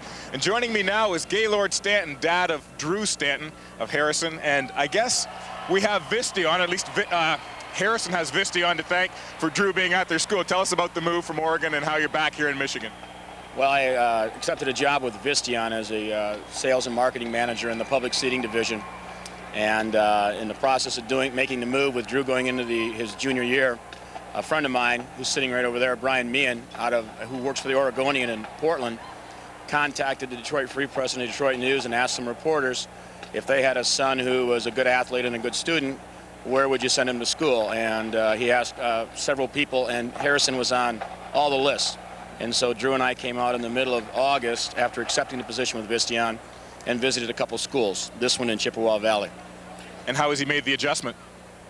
What does the score tell you? Actually, we were really worried about it, my wife and I, because we're taking Drew out of a program where he's been in since the 3rd grade. And it's a tough move for anybody, during their high school years. So we were kind of concerned about it, but he gets along with people rather well, and he's quite gregarious, and he's made a lot of good friends here, and the move has been much smoother than I could ever have hoped for. Now, he shows a lot of poise back there. That's one of the things his coach likes about him. Where does he get that from? This is a trick question. Actually, I think he gets the poise from his mother.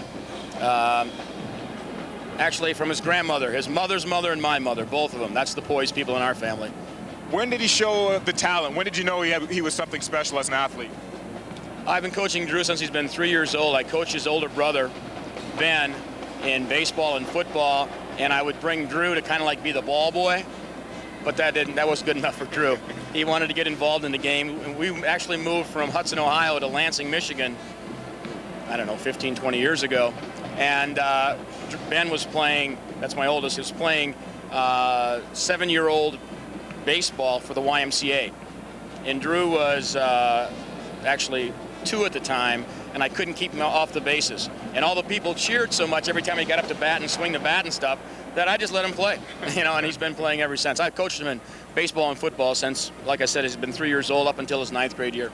Well, Drew's a pretty good baseball player as well as a great quarterback, but we'll have no comparisons to Drew Henson because Mr. Stanton here is an MSU grad. Won't hear any of that. Right. More for the second half with Rob and Matt upstairs when we come back.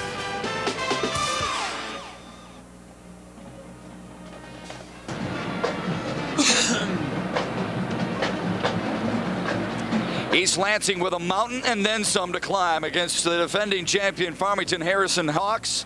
3 times they've won here at the Dome in a row, looking to make it 4, and they're well on their way. Welcome back here to Fox Sports Net's coverage of high school state championship football. The Hawks on top 42-0. Our first half highlights has a green and gold flavor to it, doesn't it, Rob? I'll tell you what, that's one of the most impressive performances by an offense I've seen at any level. Harrison's going to start it all. Stanton rolls out to the right this time, finding Shabai in the end zone for the first touchdown. Now they're going to test his versatility a little bit. They're going to roll him out to the left this time. Now he looks in the end zone, he finds Mayberry all alone. Big play, Harrison going up early, going up often on top. Now the next touchdown, Harrison, they're going to mix it up again. Now they're going down the field. This is a long pass to Shabai, which is actually going to set up the following touchdown by Woods right here. A little isolation inside. They hit you with so many weapons, Matt. It's incredible. Now, quarterback sneaked by Stanton. They keep pouring on the points. And right here, Reed, they get the big fullback doing an excellent job all day blocking. And there's the bounce off the head. Doig right there picks it up. And when things go wrong for you sometimes, it's hard to stop. The only thing missing there was a special teams point for Harrison, and as you would expect, the first half stats brought to you by our good friends at Farm Bureau Insurance, heavily slanted toward the Hawks. Well, they have 4 times the total yards, 240 to 63. Time of possession, not as awful as you thought it would be, but Harrison is scoring so quickly, Matt, that they're not possessing any of the time. And that's what happens when you're so big weapons that can get down the field, get deep, quick strike capabilities. 13 first down for the Hawks, and I tell you what really jumped out at me at that first half stat sheet, 6.9 yards per play. That's not per carry, not per pass, but per play. That's impressive stuff, Rob. That's efficiency on offense at its best. All right, we're going to break down this when we come back, but more importantly, break down the rest of the day. Great football action on Fox Sports Net. If you missed it, stick around. You'll enjoy this feature when we come back.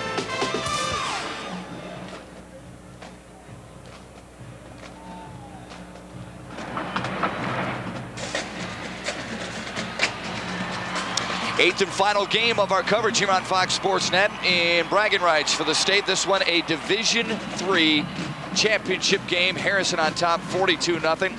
Let's recap the day for you. What took place earlier today? You saw it starting at 10 a.m. this morning on Fox Sports Net. Division 7, Iron Mountain against Gobles. It goes to Iron Mountain 25-23. Logan Watts, 74 yards for the touchdown. That gave that club a 6-0 lead. Later on, Ryan Piccoli, a 20-yard touchdown pass to Derek Luke, and then Iron Mountain would nearly seal it, not before a big comeback by Gobles, but it was Iron Mountain, a winner 25-23 in Division 7. Division 1 was played at 1 o'clock. Utica Eisenhower, Grand Ledge, an outstanding football game. Matt Bonet, a 28-yard toss, and a touchdown. And then Tim George, Megan Hoover rather, would scoot along the outside and score for Utica Eisenhower. Grand Ledge would get the ball back. And who else but Matt Bonet making things happen, breaking a tackle. And somehow, some way, Grand Ledge was able to come back and win that football game for a state championship. And just most recently, Division 5, Jackson Lumen Christi against Spring Lake. It was all Jackson Lumen Christi. Josh Moskal, a 55-yard scamper. Shane Brogan on a keeper for a 30-yard touchdown. And he got it done on the ground and through the air, finding Steve Karasak not once, but twice. And Jackson Lumen Christi picks up the win, 42-7. Harrison here has scored the same amount of points, 42, but they've only done it in 24 minutes. Drew Stanton, 2 touchdown passes and a touchdown run, and the Harrison Hawks are on top 42-0. Rob Rubik, your thoughts on Drew Stanton, everything that he was billed up to be and then some? Well, I think that's exactly it. He's everything and a little bit more. And you're not going to see much of him in the second half, so I hope you enjoyed his performance in the first. What you will see in the second half is a running clock. For just the second time in the history of the playoffs, Harrison sets a record, 42 big ones on the board in the first half. Do they have any more? We'll soon find out on Fox Sports Net.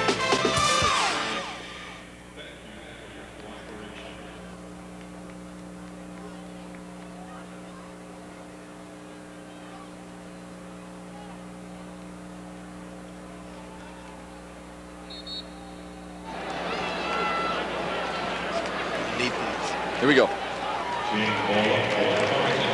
Got to tell you, folks, a lot of people here from East Lansing to root on the Trojans are shocked. I think some people from Harrison are a little shocked, too. Look at them. You'd figure they'd be standing and clapping. Instead, they're like, wow, our team's good, but man, are they bad. 42-0 after one half of play. There's somebody right there in the middle of your screen who still has a little love and a little hope. Well, I feel a little bit better, too. Last week at my high school, Lapeer West, took it on the chin by Harrison 36-6. I didn't get an opportunity to see it. I was in the Eastern and the Western game, but it looks a little bit better right now. The loss does. Yeah, 36-6. That's what, against this type of team, that's not that bad. Even on special teams, they're making plays. Three phases of the game, folks.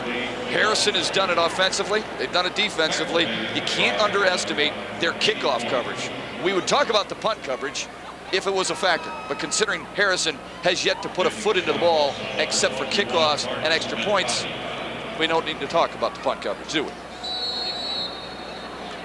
All right, the clock, as you notice, up in the upper left-hand corner of your television screen, the Fox box will continue to run with 35-point difference. The clock will run except for a couple of different situations.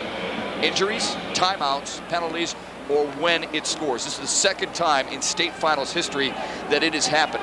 The other time, 1998, the Class Double B final, Menominee beat Hazlitt 42-6. And a near cough up there by East Lansing. In that game, though, Rob, the last 11 minutes and 3 seconds were played with a running clock. Never in the history of the playoffs has it been for an entire half.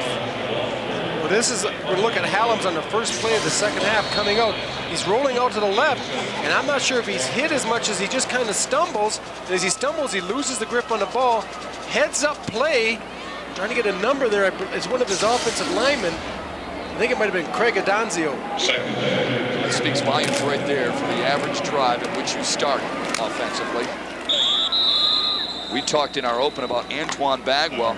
Really haven't been able to thump his chest a little bit, except on defense. He's made some nice tackles, but he hasn't found any running lanes, has he? No, there's been nothing inside, and that's a credit to the front four of Farmington Hills Harrison. But Antoine has played pretty well defensively. He's made some plays, but he's only 1 of 11 back there. And you need some support from the other members, and so far the secondary has been just ravaged throughout the first half. Just 4 yards per carry. Now on an inside handoff to Gullick. Nothing doing there. A little later on, Rob, we'll get into how long do you go with your starters. John Harrington starting here in the second half, and I think you have to do that. But it's not up to John Harrington to wave the white flag. It's kind of an unwritten rule at any level, is that the team that is down, they basically wave the white flag. They will substitute first, and then the team that is winning will follow their lead. Harrison has had the lead throughout. They have followed John Harrington for 31 years at that program. Number 3 Hall of Fames. His offense will go to work again after it takes a fortuitous Harrison Hawk bounce. Dead at about the 45-yard line of East Lansing. Well, you saw the graphic moments ago. Harrison's average field position, the 50. Their first possession here in the third, the 44.5 of East Lansing. Stanton with gaudy numbers. They hustle up to the line of scrimmage. Work out of the I formation. The tailback, Woods. Bursts it down the right side and to the 30-yard line. Move the chains. Woods continues to pick up big-time ground yardage, a plus 14. Well, they come out the second half pretty much doing what they did in the first half. Just straight ahead line blocking. Look at nice seam coming right into your living room here. And Woods does an excellent job of getting through the seam with speed. Tries to make a cut outside. Hallams have nothing to do with it. But before you know it, he's picked up 15 yards and the play just seems to get started. And that's when you know you got some jets in the backfield. On the 30-yard line of East Lansing. Woods already a touchdown today. Sits behind Reed. Stanton fires, picked off. To the near side, got the corner, and driven out of bounds. Mark Sawyers with a key play for the Trojans defense. Their first big play and a turnover. Well, maybe East Lansing might find some life here. The clock continues to wind down on their season, but they're not dead yet. First big play made for East Lansing's defense. What will their offense do with it, though? We'll soon find out when we come back.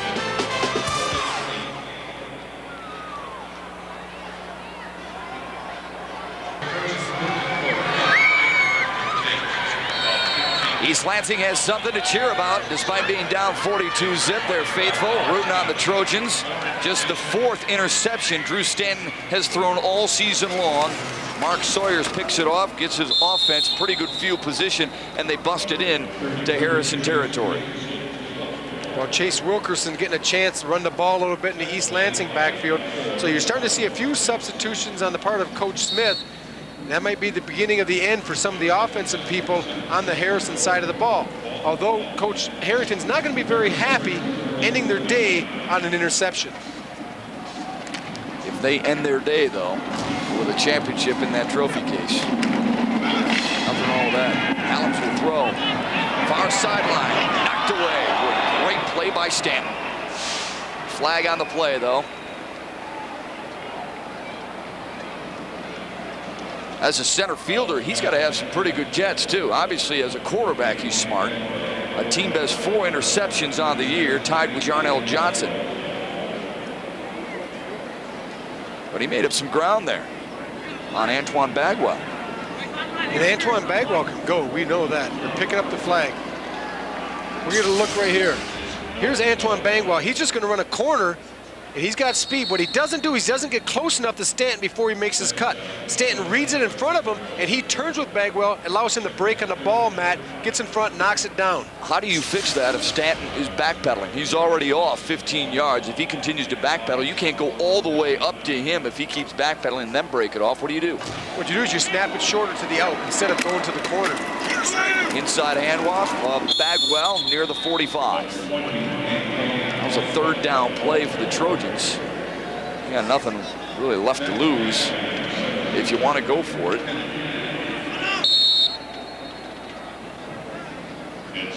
Except maybe a little bit more pride, I guess. We're seeing a few substitutions. Yeah, we saw a few substitutions defensively for Harrison in that last drive. Shabai was on the sidelines. He didn't come out. He is coming out now because what happens, even when you go seconds and thirds, your special teams, you don't have that set up. So you still always keep your first team special teams in the game. Shabai and Woods deep for the punt. Uh-oh, through Sawyers. He's got to pick it up, and he's crushed immediately. Krishna Reed. Boy, you got a lot of guys wearing crowns for Harrison, but Krishna Reed has been the special teams player of the ball game.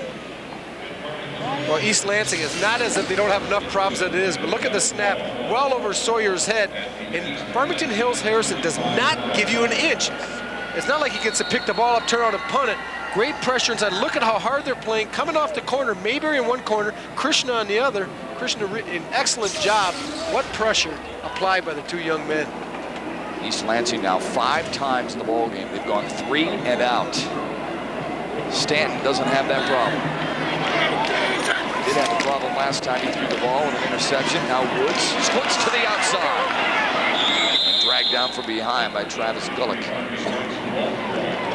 Well, John Harrington, as we mentioned, vying for his 11th state championship. He talked with Trevor Thompson. Trev, you got to know him a little bit better, and he's got to be feeling pretty good, doesn't he? Well, he's feeling pretty good as far as the score goes today, but actually he's walking around on the sidelines in incredible pain thanks to degenerative arthritis in both knees. In fact, he'll have knee replacement surgery in 2 weeks, and he'll come away with a pair of titanium knees to walk on after that.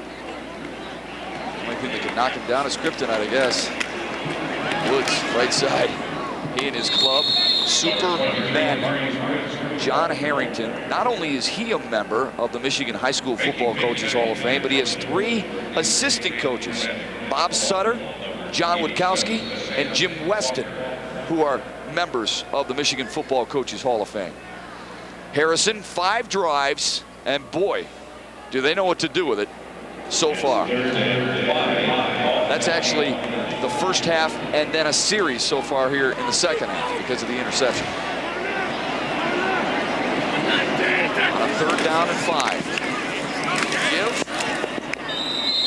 to the up back. Jason Reed Short of the first down. Marshall Weathers made sure of that. And Coach Harrington's going to be faced with a 4th down and 3 on the 28-yard line. And I'd imagine he would go for it. He's not trying to run the score up in this situation. But he's not going to do a lot of things out of character. He's not going to punt in a situation on the 28.5-yard line where he would never punt in his life. I think that's a sign of disrespect to the other coach, and he has a lot of respect for Coach Smith and his program. Pitch back to Woods. At the corner, but didn't get the first down. And a late flag coming out.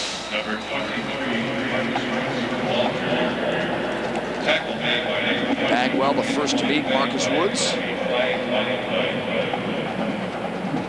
Tom Smith, our head referee, has the call for us. Holding. White. Penalty is declined. First down. Harrison is denied. One of the few things John Harrington's Hawks have done wrong today. It's been all Harrison. We'll see what Jeff Smith's team can do on their second offensive possession of the half after this.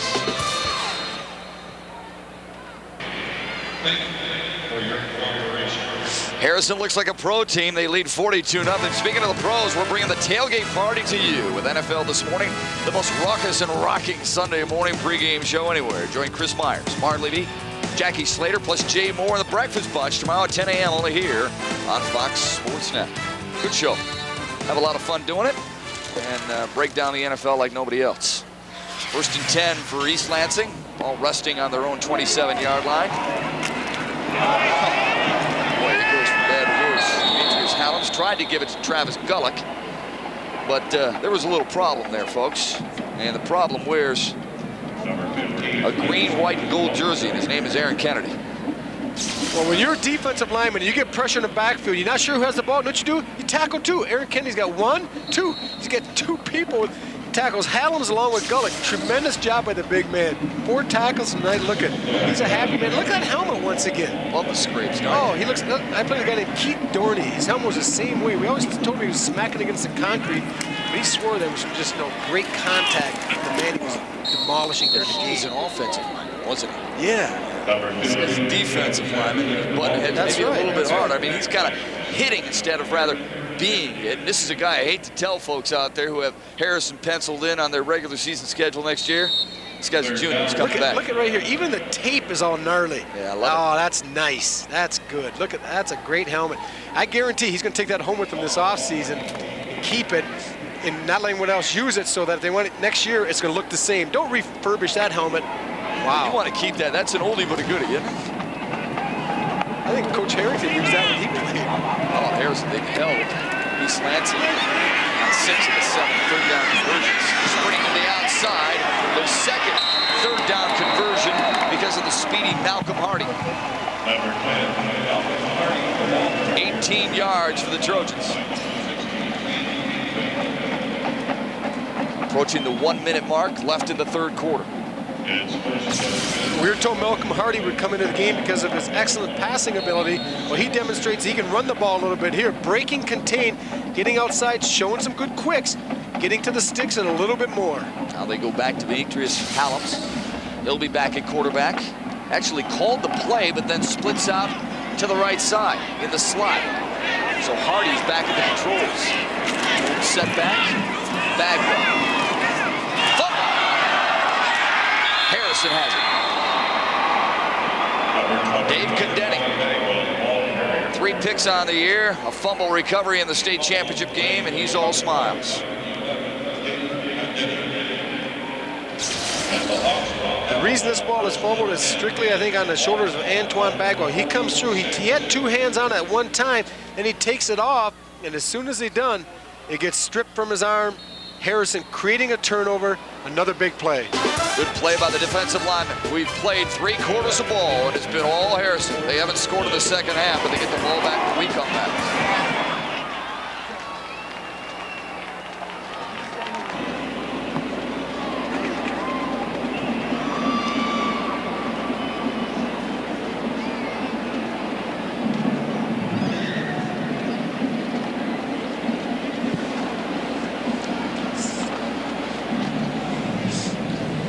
A lot of the little baby Hawks out of the nest and out late, cheering on their favorite football team.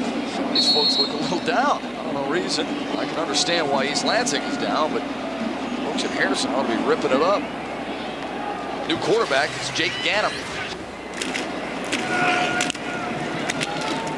Along the right side, Kishna Reed, who we've talked about on special teams a number of times, met by Marshall Weathers. Coach Harrington rewarding the fine play of Krishna Reed, not only tonight, but throughout the season as one of his top special teams players, getting him in the game at tailback and giving him a few carries and keeping him happy.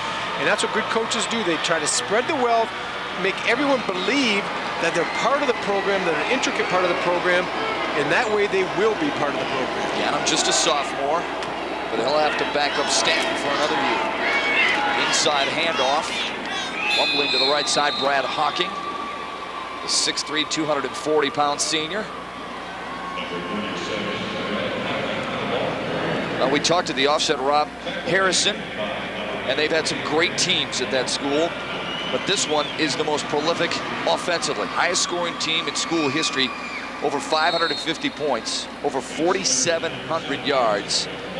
It is amazing what they've been able to do. 202 yards on the ground, over 163 through the air, and that man right there, the junior, who was originally from Oregon, is primarily responsible. Now Harrison calls a timeout, and that's the inexperience of Jake Ganem forcing to call the timeout. I'm sure he'd like to lead the Hawks to a scoring drive. John Harrington has enough scoring to last him throughout this ball game. His club leads at 42-0 on Fox Sports Net.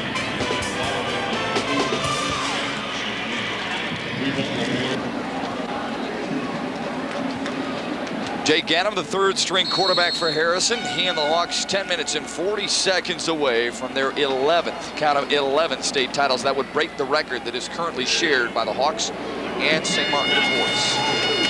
Ganem will throw. Deep drop. And he's short on that one to the far side. Intended there for Bill Richardson. Not a lot there, Jake Ganem. Get a chance you know, this is another, we talked about all the people that practice all week. Well, this is your backup quarterback. He gets in the game, 3rd down and 8. You're throwing a short pass with him that's totally acceptable. They're not trying to, you know, throw it 50 yards on the field, but yet they're giving a young man a chance to do what he practices. Stanton will punt it away. This kid's talent almost makes you sick to your stomach, doesn't it? Moreniak will let it bounce inside the 10. And it rolls to the 5, to the 4. It's like a John Jett type punt. 46 yards for Drew Stanton. He averages 33 and change. That's just the 14th time he's had to kick the ball away. Why practice? When you're in this type of offense, back in the early 90s, I retired from the Lions. I coached a little bit up in Lapeer. We used to play Oxford. And Bud Raleigh, the head coach at Oxford, for one season, I don't think he punted. He refused to punt. He just, it upset him so bad. I think one game was like 4th and 15, and he still went for it. And this is a year that they won a state championship back in the early 90s. But Coach Raleigh, he just, if he got in a punting situation, he'd be so angry, he'd go for it. And I think Coach Harrington could probably get away with doing the same thing this year and still continue the drives. Absolutely. Demetrius Hallam's at quarterback. The handoff. Still unable to get Antoine Bagwell on track. Folks, this is a guy who boasted 23 scores during the year. 1,600 plus yards on the ground. A 6.5 per carry average. And caught 3 touchdown passes. And he has been stymied all night.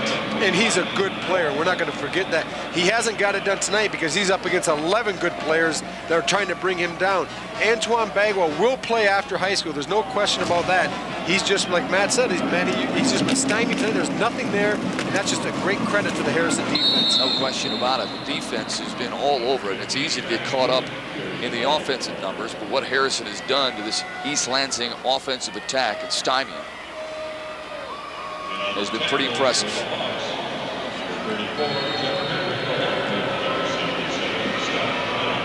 It's going to look at a lot of different numbers in the defensive front, and the whole defensive unit for Harrison right now. You're going to look at Jarnell Johnson. Also, there's a look at John Schwartz, so it's nice. And this is a great opportunity for these young men to get some quality minutes in the Silverdome in a state championship game. Adams will throw just off the fingertips of Mike Wilbur. Harrison with that rich tradition as we mentioned, almost belaboring the point, 11 state championships now with this one. Mill Coleman was part of it at Harrison. A quarterback for John Harrington along the sidelines, rooting on the guys who he had hoped would carry on the tradition, and that is the case. He started at Michigan State University as a wide receiver, and he has watched an offense that he ran, but I don't know if he ran it quite as well as Drew Stanton and the Hawks offense this year. It is absolutely flawless. Sowers deep in his own end zone, little or no rush. And if there's a silver lining for East Lansing, it's been Mark Sowers punting. He's had a lot of chances to improve on his punting, but he's done a great job. It's a difficult situation right there, kicking that far deep in your own end zone. Once again, Harrison, excellent field position, starting a drive, halftime, averaging a 50-yard line. They've had it at the 45, now here they're getting at the 37-yard line, and that's just tremendous defensive play. Offense moving the ball, defense pinning them up, forcing them to punt on their own end. Harrison, once again, will be on the move. Again, a reminder, you see the moving clock in the upper left portion of your screen, and the reason that is because of the, for lack of a better word, mercy rule. You hate to use that term in a state championship game where two champions work so hard to get to, but it has been enforced for just the second time in the history of the playoff system. The only other time was back in '98 in the Class Double B final, where Menominee beat Hazlitt 42-6, and that took place in the final 11 minutes and 3 seconds. We've gone this entire second half with a running clock. That's some pretty good talent along the far sideline for Harrison. Hakeem Jabba has had a majority of this game off. He might have had more time off than he did playing. That's one of those catch-22 deals where the better you play, the less you play when you're on a powerful team like Harrison. When you dispose of teams and put the game out of reach early in the first half, you don't get a lot of playing time in the second half. But it only makes you better in the long run because it gets your reserves time to play. They get practice so that in practice, they play better against you. The action shots that are be taking possibly of a future photographer, possibly of a future camera person for Fox Sports Net. Those are the kind of shots you love to see. Ganem on a 3rd down and 7. Pitching it back. This one has worked all evening long. First carry for Charles Pickett. 5'7", 155-pound sophomore. Well, he's going to have to wait a while, isn't he? Marcus Woods is a sophomore.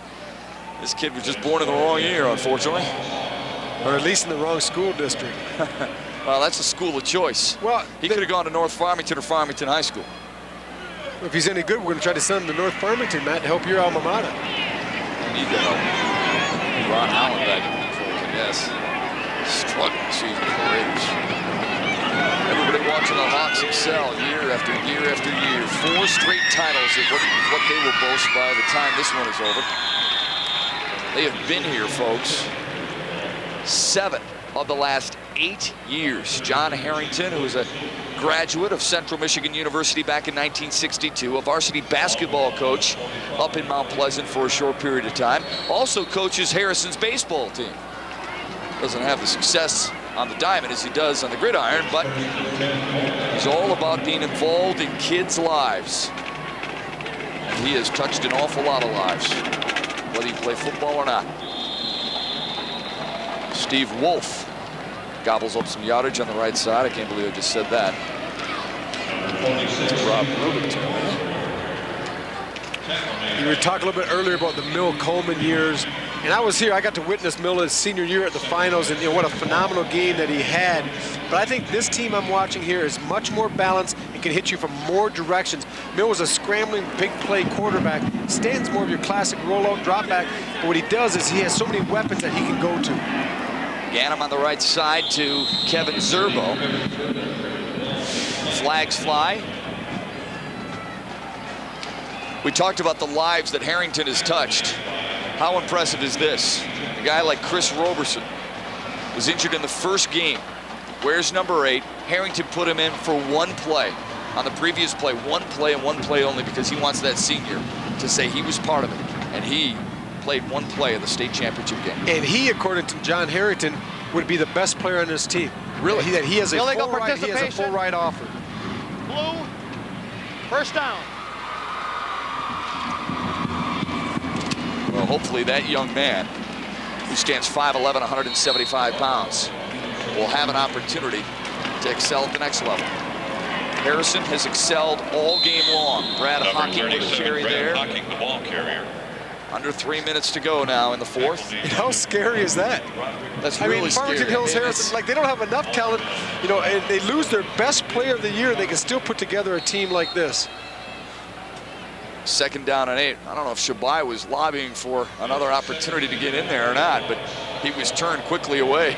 Well, I think he's also cheering for his teammates here that are in the game. A lot of the guys he knows that help make him better day after day in practice. You want them to have an opportunity to put the ball in the end zone, to have that same feeling that you've had for 3 quarters. Cook is in motion. Ganem with a pitch back. Fumbled and picked up by East Lansing.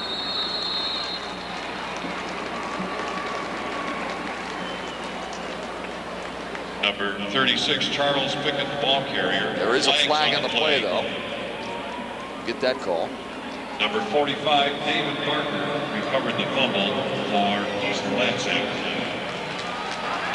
Illegal shift. White. Penalty is declined. First down, Blue. Moot point. 2:23 left to go in this one. Harrison has been in control from the get-go. 42-zip. Almost done on Fox Sports Net.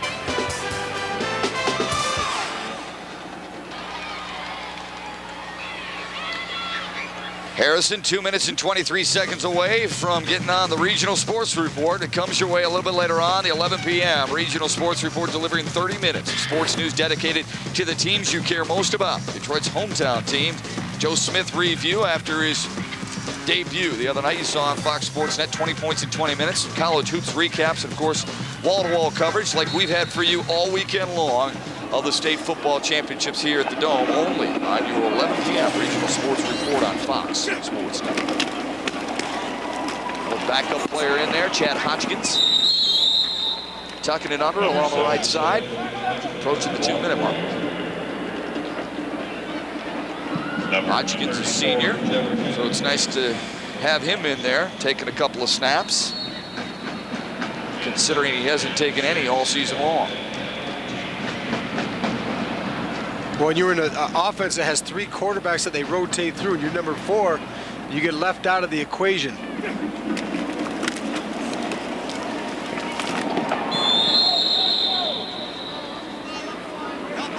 Terrell G on the carry that time. Dropped down by Scott Mills.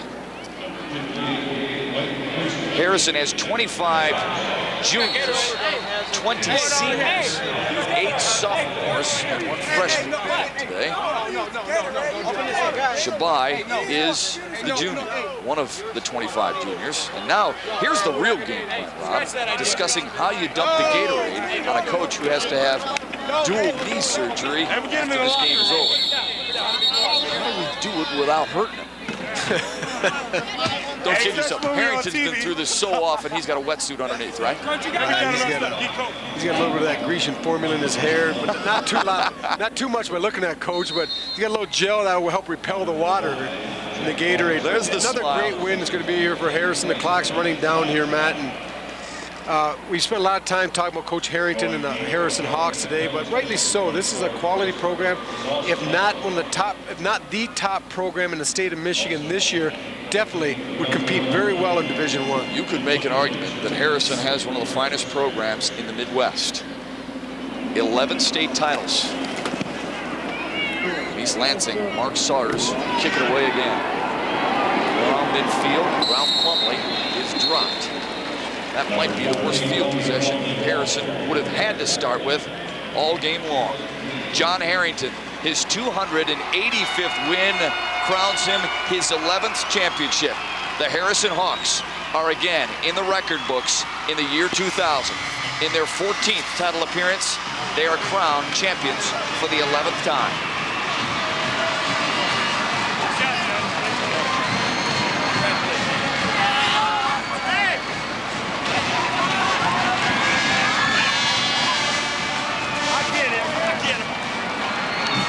Marvin Bush Put Hicks took the conservative route rather than going with the big bucket of ice water. He took a couple of water bottles and got John Harrington. Trevor Thompson told you about the knee problems that he's had. He will have those addressed after the season.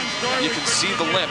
And now the congratulations from Jeff Smith, whose team was physically just manhandled. I think Coach Smith right now is telling Coach Harrington, I appreciate you calling off the dogs a little bit. And those are two class gentlemen. What a great shot that is. Yeah. Right there, two of the great coaches in the history of Michigan high school football. 61 years of experience. Better than 500 wins. John Harrington has 285, a lot because of his junior quarterback, Drew Stanton, and the Hawks, champions, again on Fox Sports Net.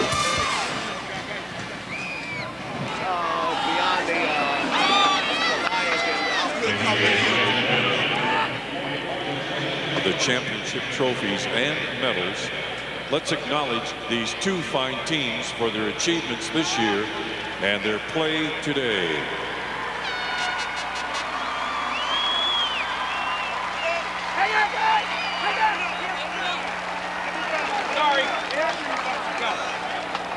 At this time, Harrison wears a crown in Division III. They beat East Lansing convincingly 42-0. All 42 points coming on the first 5 drives and an interception return for a score. And Harrison picks up their record-setting 11th state championship. Right now, they watch as the Trojans of East Lansing collect their first ever runner-up trophy. Jeff Smith suffering his 68th defeat, but with 236 wins and 30 years of coaching experience on his side, you have to believe the Trojans will be heard from again. Our congratulations to the Trojans of East Lansing High School on an outstanding season.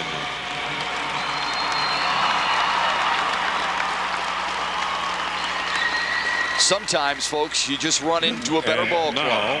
And that was the case for the Trojans. The Division III championship trophy to the Hawks of Farmington Hills Harrison High School.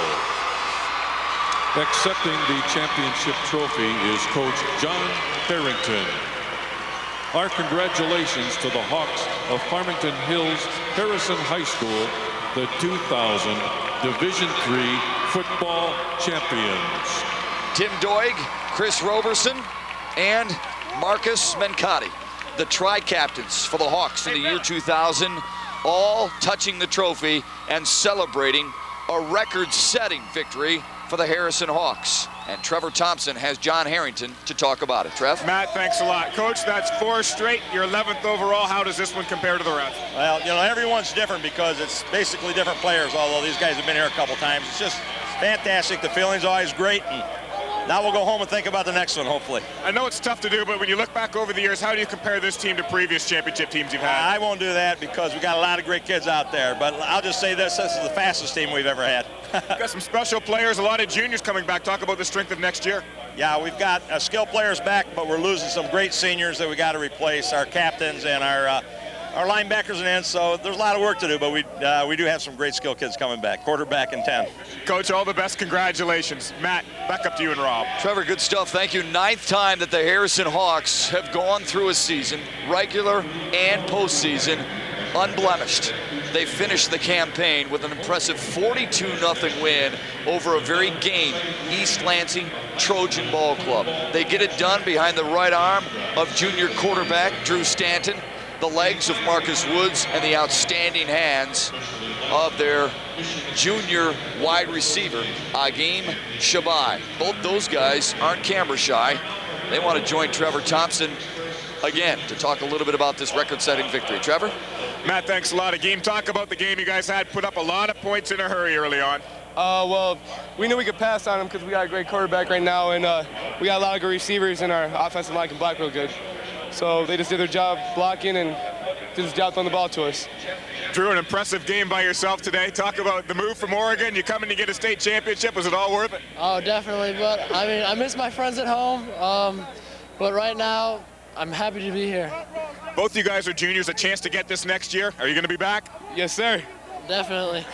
You heard it. Look for him back here next year, Matt. He may miss his friends. He may go back to Oregon or Oregon State because he sure is good enough. Folks, we are very fortunate in this business to work with some of the best in the business. And over the last 2 days, Rob Rubik and I have had a good fortune to work with Trevor Thompson, guys in the truck like Mark Isofano, Rob Aller, Jim Marshall, and Mike Adino.